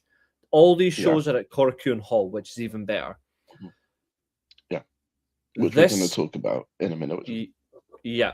And this is night 3. But night 4 hasn't been announced in terms of confirmation. Night 4 isn't out yet. So we're doing night 3, sorry. Yeah. And honest to God, in terms of pure wrestling, I'm very excited. Me too. We're really gonna kick into it. So we've got obviously a shock heel turn to talk about that happened the following night, but we have got 11 matches to review. Yeah. The first match, of course, was an 8-man tag. It's Team Noah taking on. So this Team Noah represented, by Atsushi Kotogi, Hajime Ohara, High 69, who's a giant weapon, and Muhammad Yone. They defeated Alejandro, Dragon Bane, Katsumi Inahata, and Shuji Kondo. I thought this was such a good laugh. Considering the fact it was an 8-man tag, it was not easy. But I really enjoyed it. I really enjoyed it. It was a good way to start the show. Yeah. But what did you think? And again, I want to say firstly, again, this is another area where I think that Noah does better than New Japan, is where they make their prelim matches, they make them actually mean something in terms of the entertainment value and the actual wrestling that you see. It means more when you see it in Noah compared to New Japan. Agreed. And that's not easy either. Because I think that this match, yeah. But sorry, it's very easy to just look at this. Yeah, it's very easy to just look at an 8-man tag that kicks off the show and to say, oh, this is just like a nothing 8-man tag to get people on the card. But then when you actually watch this match, the actual wrestling ability that you see is top notch. Mm-hmm. And there's so many different dynamics and genres of wrestling that you see in this one match, and it all just meshes together very well. Mm-hmm. Exactly. This is a 2-night event. Obviously, Legacy Rise is what this is called. This is a 2-night event, but obviously the second night is what we'll come on to later on. But here's an interesting thing. I don't really care for cage match, but I want to have a look. This show has a 7.73, but it has 2 9-rated matches actually. So then, okay, they gave the world title match an 8.84. That's intriguing. But yes, do carry on. Yeah, and like you said, High 69, he is just chaos. I love him. Word. He's just my kind of wrestler. He's an absolute nightmare, and I just enjoy it. Yeah. Okay, we have next. They're just 2 enjoyable things. This is a 4-way tag team match. Kid Lycos and Kid Lycos 2, who are now officially leaving Noah. They've done their part of the tournament. Like they aren't leaving the company, but they're leaving the tour. They're off to do other things, but they're still part of Noah, but they've confirmed that as well.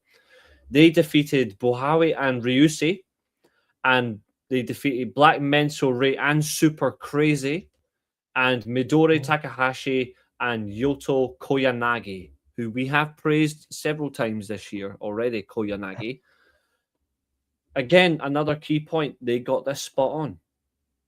Yeah, they did. I think it's almost kind of weird that they're having Kid Like Us to leave off of such a good showing. Mm-hmm. But when they come And back, they'll just kill it. I definitely would like to see more of them when they do come back. Me too. I also want to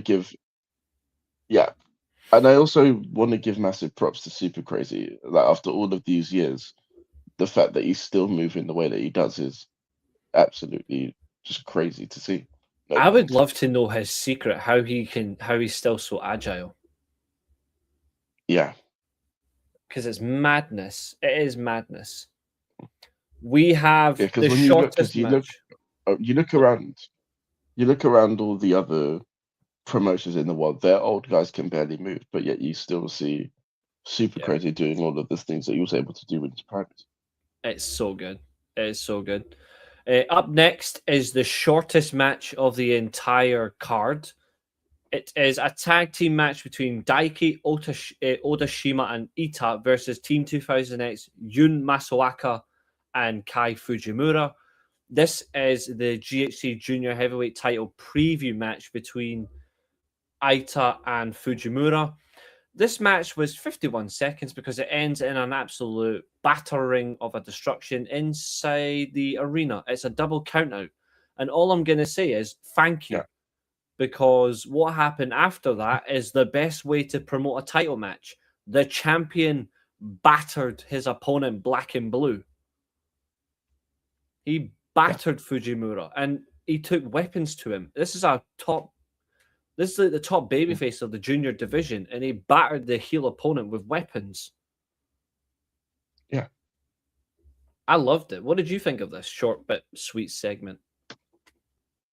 I also liked it as well. It's a real refreshing change from the heel being the one that uses all of the weapons and attacks the champion. It's like the champion sending a message that they mean business and they're coming to win at all costs and just not mess around with whatever the heels do. Not letting the heel take the lead and get advantages and all of that stuff that you see in wrestling. Mm-hmm. And I think that's what makes it more special, is they took it so seriously. And it follows up as well, because if you look at it, they did, in my opinion, what I love as well. The first match ended in a double countout. They then did the immediate restart because Ita's like, no, restart this match. And you can tell he's got so much pull that they did the rematch. So they restarted. It went 2.25 minutes. Just over 2.5 minutes, sorry. Team 2000X got the win by DQ. And then after, because of that, it was just pure destruction. It was a destructive win by Team 2000X because Ita brutalized them. And it was great. And I loved the consequences that came from it.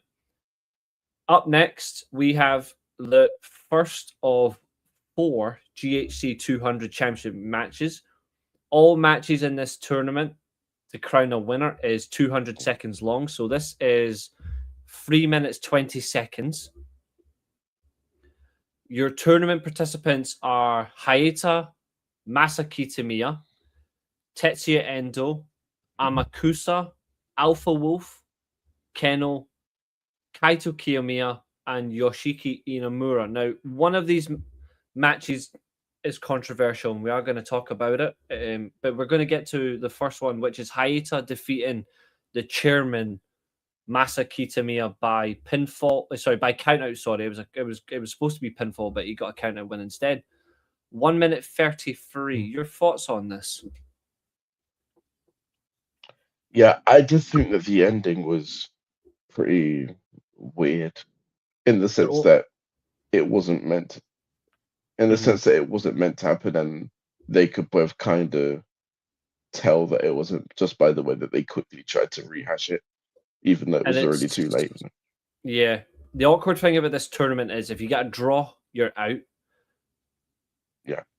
But also in these matches, and this is also going to be for title defenses going forward, you only get a 5-second ring count outside the ring. It's only 5 seconds. Mm. I get it. That ties in with the whole point of it being a speed match, but the only problem I have with this tournament is 3 minutes 20. I love the concept. I love the dynamic. I just think it's far too quick. Do you think that it's better than WWE Speed? Yes. I think it's better than WWE Speed in terms of concept. I think the problem is it's so quick. I would have preferred if these were purely 5-minute only. Or even 4 minutes. I feel like an extra 40 seconds doesn't hurt. But I feel like it's just quite quick in that shape. But I loved it. I thought it was fun. But Hayata does progress. And he will face the winner of Tetsuya Endo, who is in the same faction as him. Tetsuya Endo is actually his leader. Or is it Amakusa, who is simply just one of the coolest wrestlers on the planet? The winner, of course, in this one, the winner is Tetsuya Endo. He does win by pinfall, 1 minute 55. Out of the 4 matches, it's the only one with a decisive win. Because count out, I'm not going to count as decisive. But a pinfall is straight up decisive. But this was excellent for a less than 2 minute match. This was excellent. Yeah.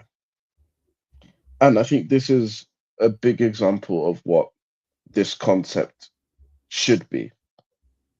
Yes.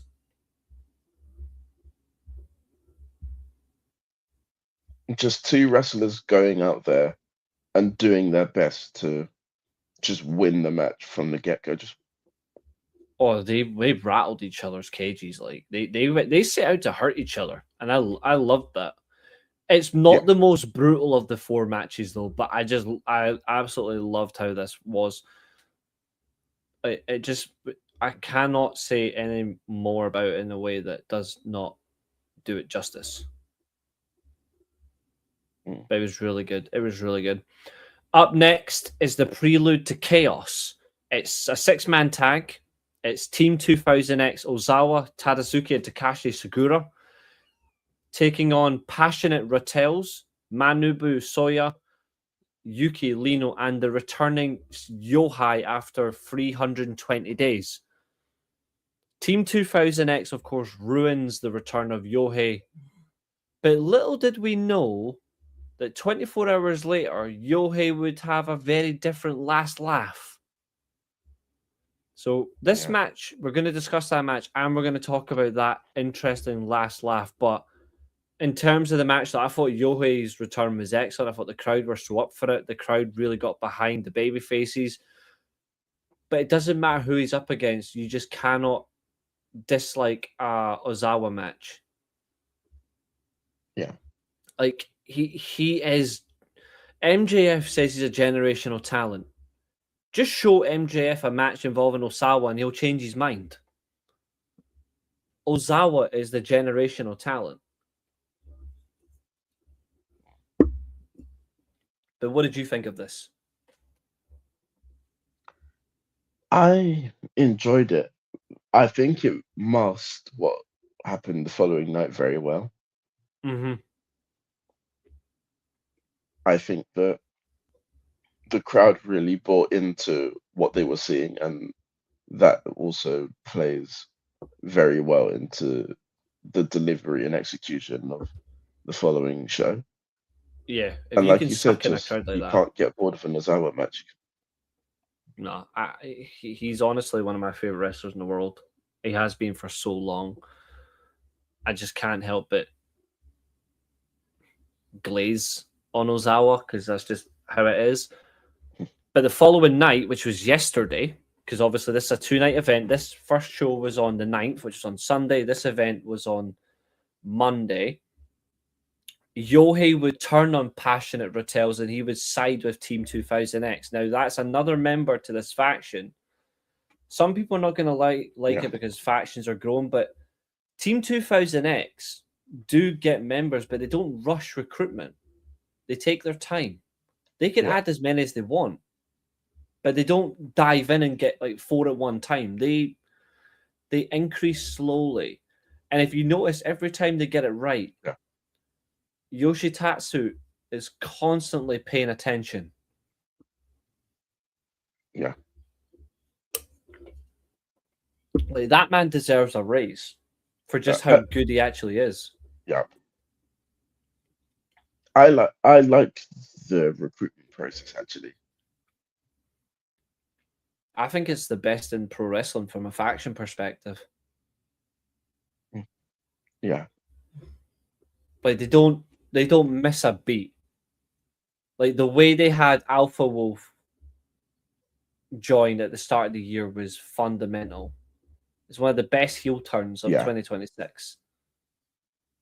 Masa Kitamiya joining them in a brutal sense was great because it sparked Inamura, and he eventually going, but I'm just going to give you the title shot so I can make sure you're getting nowhere near me. Now you've got Yohei, who's been out for nearly a year, and he joins them less than 24 hours after losing to them. But it's the way he does it. It's just it's sneak attack, cost effective, and it's smart and it's good business. And shout out to Noah for doing this. Honestly, like, their creative is so superior to. I actually think I still think they were my promotion of the year last year. I'm going to go a step further. I think Noah are the best booked company in 2026. I think they are. I think they're the best booked company. Compared to TNA, who are the fucking worst, obviously, but I think TNA are actually worse than WWE when it comes to booking. And WWE, their standard of crap is something else, but TNA made me hate them. WWE just makes me sick. Up next is the third of the GHC 200 championship matches. It's Alpha Wolf versus Keno. And this is a bit of an odd one because I loved Keno being named in this tournament, but I disagreed with it because he's a marathon guy. He does long matches. He doesn't do short ones. Like, the commentary literally said it. He is the Iron Man of Noah. He does 60-minute matches. He does 45-minute matches. He does long-winded 30-minute brutal wars. To put him in a sprint, it doesn't work. And then you have him draw with Alpha Wolf. Now, it protects Alpha Wolf as well, don't get me wrong. And it does protect Keno in a way. But neither man needed protecting. Alpha Wolf should have won this. Yeah. Simply because this isn't Keno Styles. Yeah, so I will, as much as I'll praise the match, and I will because it was a good 3-minute 20 as it is, I just disagree with the fact that they chose to protect both men. Put the heel through. Yeah. But they didn't. They put. Although they one put thing I will say is I did like how they kind of split up the tournament matches with other just like normal matches that aren't tournament related. I did think that gave a proper breather to the tournament matches so that it wasn't like one after the other. Yeah, like you had the first two, then you had the 6-man tag, then you had the other two, and then there was no title match until the semifinals and the semifinals and the final were the following night, which supposed to be, but that wasn't the case because the fourth and final match of round 1, which is technically the quarterfinals, they were all quarterfinal matches. Kaito Kiyomiya versus Yoshiki Inamura also ended in a time limit draw. And the way this match went, again, wrong result. I'm a big Kiyomiya fan. I like Inamura, but I'm more of a Kiyomiya fan than I am Inamura. Inamura got robbed. Yeah. He also should have won. And this is where it gets confusing and controversial, and I have to call it out here. The commentary said it's a time limit draw, but then they went back and said, no, Inamura's advancing because he KO'd Kiyomiya in the time limit, to then reverse the decision and say, no, it's a time limit draw. So therefore, your final is two faction members that are both babyfaces in Hayata and Tetsuya Endo. Yeah. It made no sense. But they said, no, the Noah,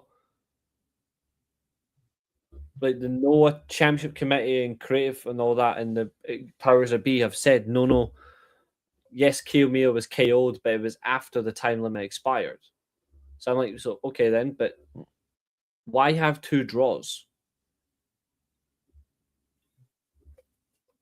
And why does it have to be on the same block? Like that's the weird part. Like the second portion of the tournament were both draws. Why does it have to be that?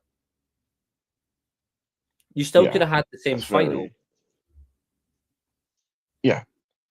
Like I'm not against two faction members that are both babyfaces who actually respect each other in the final and didn't turn each other, had a good final as well. Which was it was a really good final. You still could, if that was your plan, Tetsuya Endo versus Hayata in the final, why not have Tetsuya Endo in the other side, and then you just replace our compare. Like you could have put Inamura on the other side. Yeah. I don't know. It's strange. 2 matches left. Yeah. Both for the two main titles from the men's side. So up first, it's red belt. It's GHC National Championship match. It's Naomichi Marufuji taking on Kenta. Just under 21 minutes. Marufuji got the win. Mm-hmm. Again,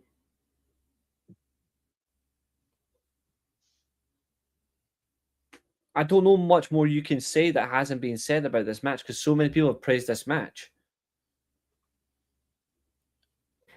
The only thing I'm not sure of is, did the right man win? I don't know. I think that's the only thing. That's what I was thinking. The match was that good. Struggling to see. It's a weird one where neither wrestler really needed to win the match per se because they're both already made men. Exactly. To the point where you look at who's won, you don't really know if it's served any purpose. Yeah. It's got me confused, that's for sure. It almost felt like it was just a match for the sake of having a big match on the card. But yeah, it did defeat expectations in terms of that, where it ended up being a serious prelude to being best match of the night. Like it gave the main event something to go and like, we've done this, go and top us. Yeah. And Marufuji does get a decisive win as well. Like he does pin Kenta in the middle of the ring. And shout to Kenta as well. Like Kenta, obviously this year, he lost his title at the end of 2025. He comes back to Noah, wins the title quickly, and then he does drop it. He takes the title from Kaito Kiyomiya. He ends Kaito's third reign. He then loses the title to Inamura. And then, of course, Inamura holds the title for a short while, and he drops the title to Shane Hayes. But Kenta's went through this period where he's held no belt, but he's still the leader of White Raven Squad. Yeah. And because of what happens in the main event, White Raven Squad have no titles. So that's an interesting dynamic for their faction as well. But I'm wondering where Kenta does go next. I don't know. He might drop into the tag. He might become a tag team champion with Shane Hayes. Who knows? But I'm eager to see. It's going to obviously both men are in the M1. Yeah. We'll see who does better there. I think it's probably going to be Shane, if I'm honest. But in terms of this match and then direction. What do you think for Kenta and White Raven squad? I think it's really difficult to say, considering both main members of this faction have lost big title matches. It feels like they're gonna need to have a big rebound somehow. But I can't see at the moment where that comes from. Me neither. I think the only way it happens is if one of them wins the M1. Which again, don't really see how that happens. Me neither. I really don't. I really don't. And then it's about who follows it. And speaking of follow, the main event,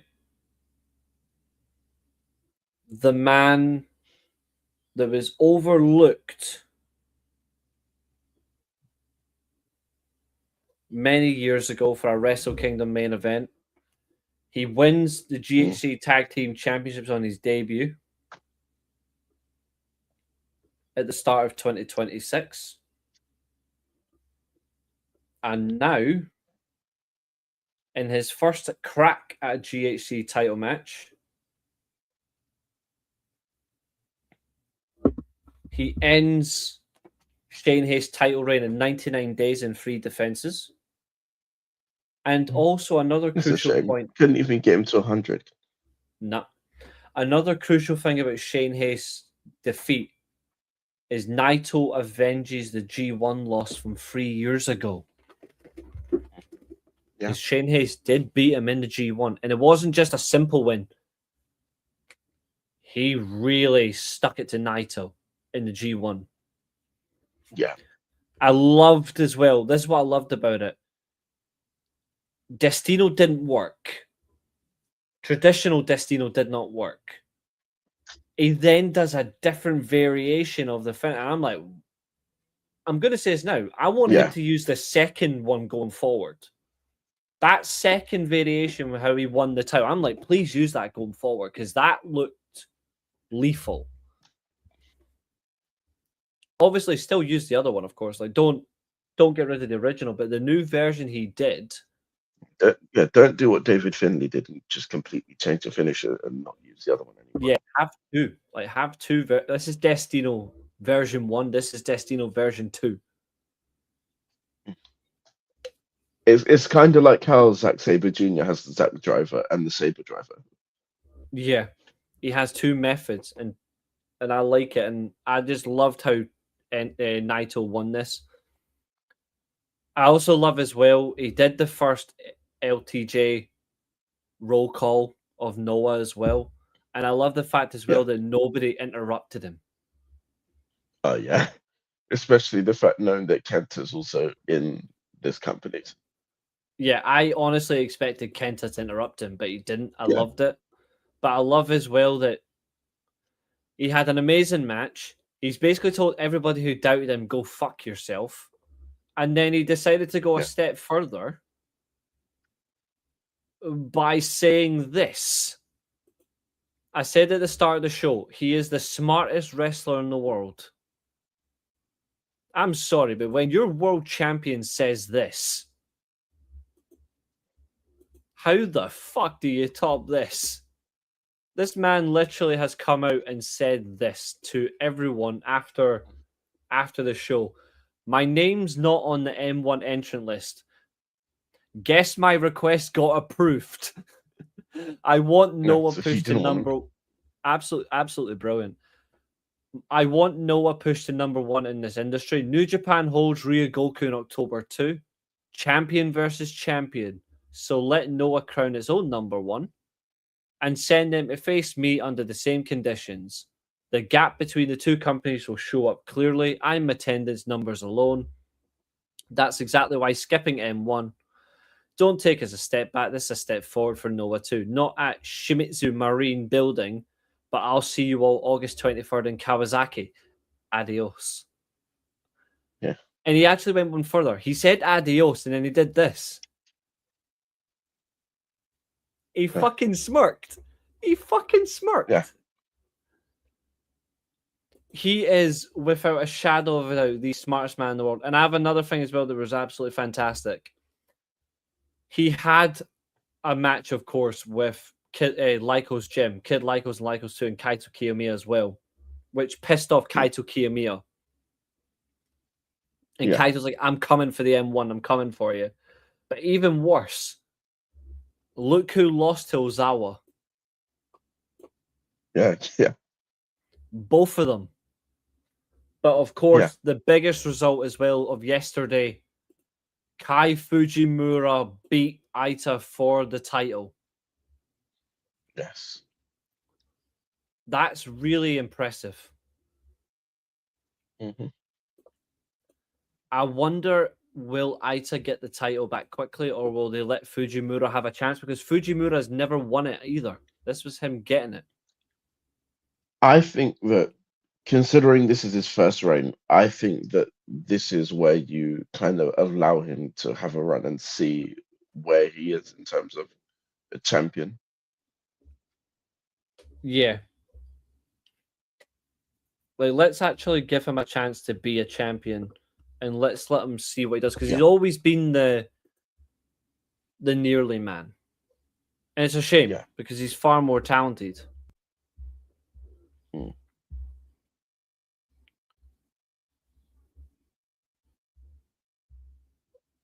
But I'm blitzed. New Japan, thank you for giving us some good G1 shows over the past couple of days. And Pro Wrestling Noah, thank you for existing, and happy 26-year anniversary. Yeah, what a great way to celebrate the 26th anniversary. Absolutely. And you know what's even better, my friend? 2 hours, 36 minutes, and 48 seconds have flew by. Yeah. Now, of course, this is Tuesday. Yes. I'm not sure what tomorrow's stream is. Obviously, there's no stream on Thursday. Friday, it's myself and James. Episode 2 of the Steelchair Arcade podcast. But then back on Saturday, the main man is back. Josiah is back on. I'm working Saturday. Oh, you traitor. Might need to be a double show, you me Sunday then. I'm working Sunday too. It's a concert. Bloody, oh, who is it? The Weekend. Fair enough. Oh, that's actually all right. They'll make you some decent cash. Yeah, well, literally, that's the only reason I'm doing both films. Maybe you just join me and James for the Steelchair Arcade podcast. Yeah. I'd love to. Because obviously I'm quite the gamer myself. Absolutely. I think that'd be a lot of fun. And if anyone else would love to join us on the Steelchair Arcade podcast, any one of our podcasts, except Lipsticks and Lariats, that's the ladies only, even though I like from time to time to wind up Katherine by popping in. If you are a female wrestling fan and want to be on the Lipsticks and Lariats podcast, please do reach out to us. You can do it for our Discord or just ask in the chat. I'm sure Katherine and Nikki would be more than happy to have more ladies on with them. Of course, well, Nikki is definitely. Katherine, you might have to bribe her with some human monies, you might. Or tickles. Yeah. Obviously, if you want to be on Unbound Grapplecast, you don't ask me, you ask him. And for the most part, you're more than welcome for that. Absolutely. And for anything else, I'll gladly say yes to. But any closing comments, sir? Yeah, just a brilliant few days of wrestling apart from Raw last night.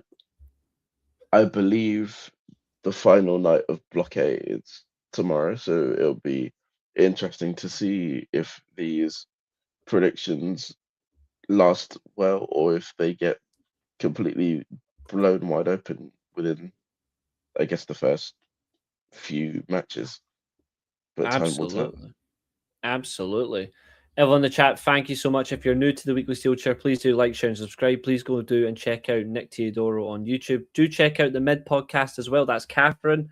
She also has a blog. Please do check them out. But in the meantime, we bid you good night Congratulations to Naito, who will not throw the title about because he actually respects the GHC Heavyweight Championship.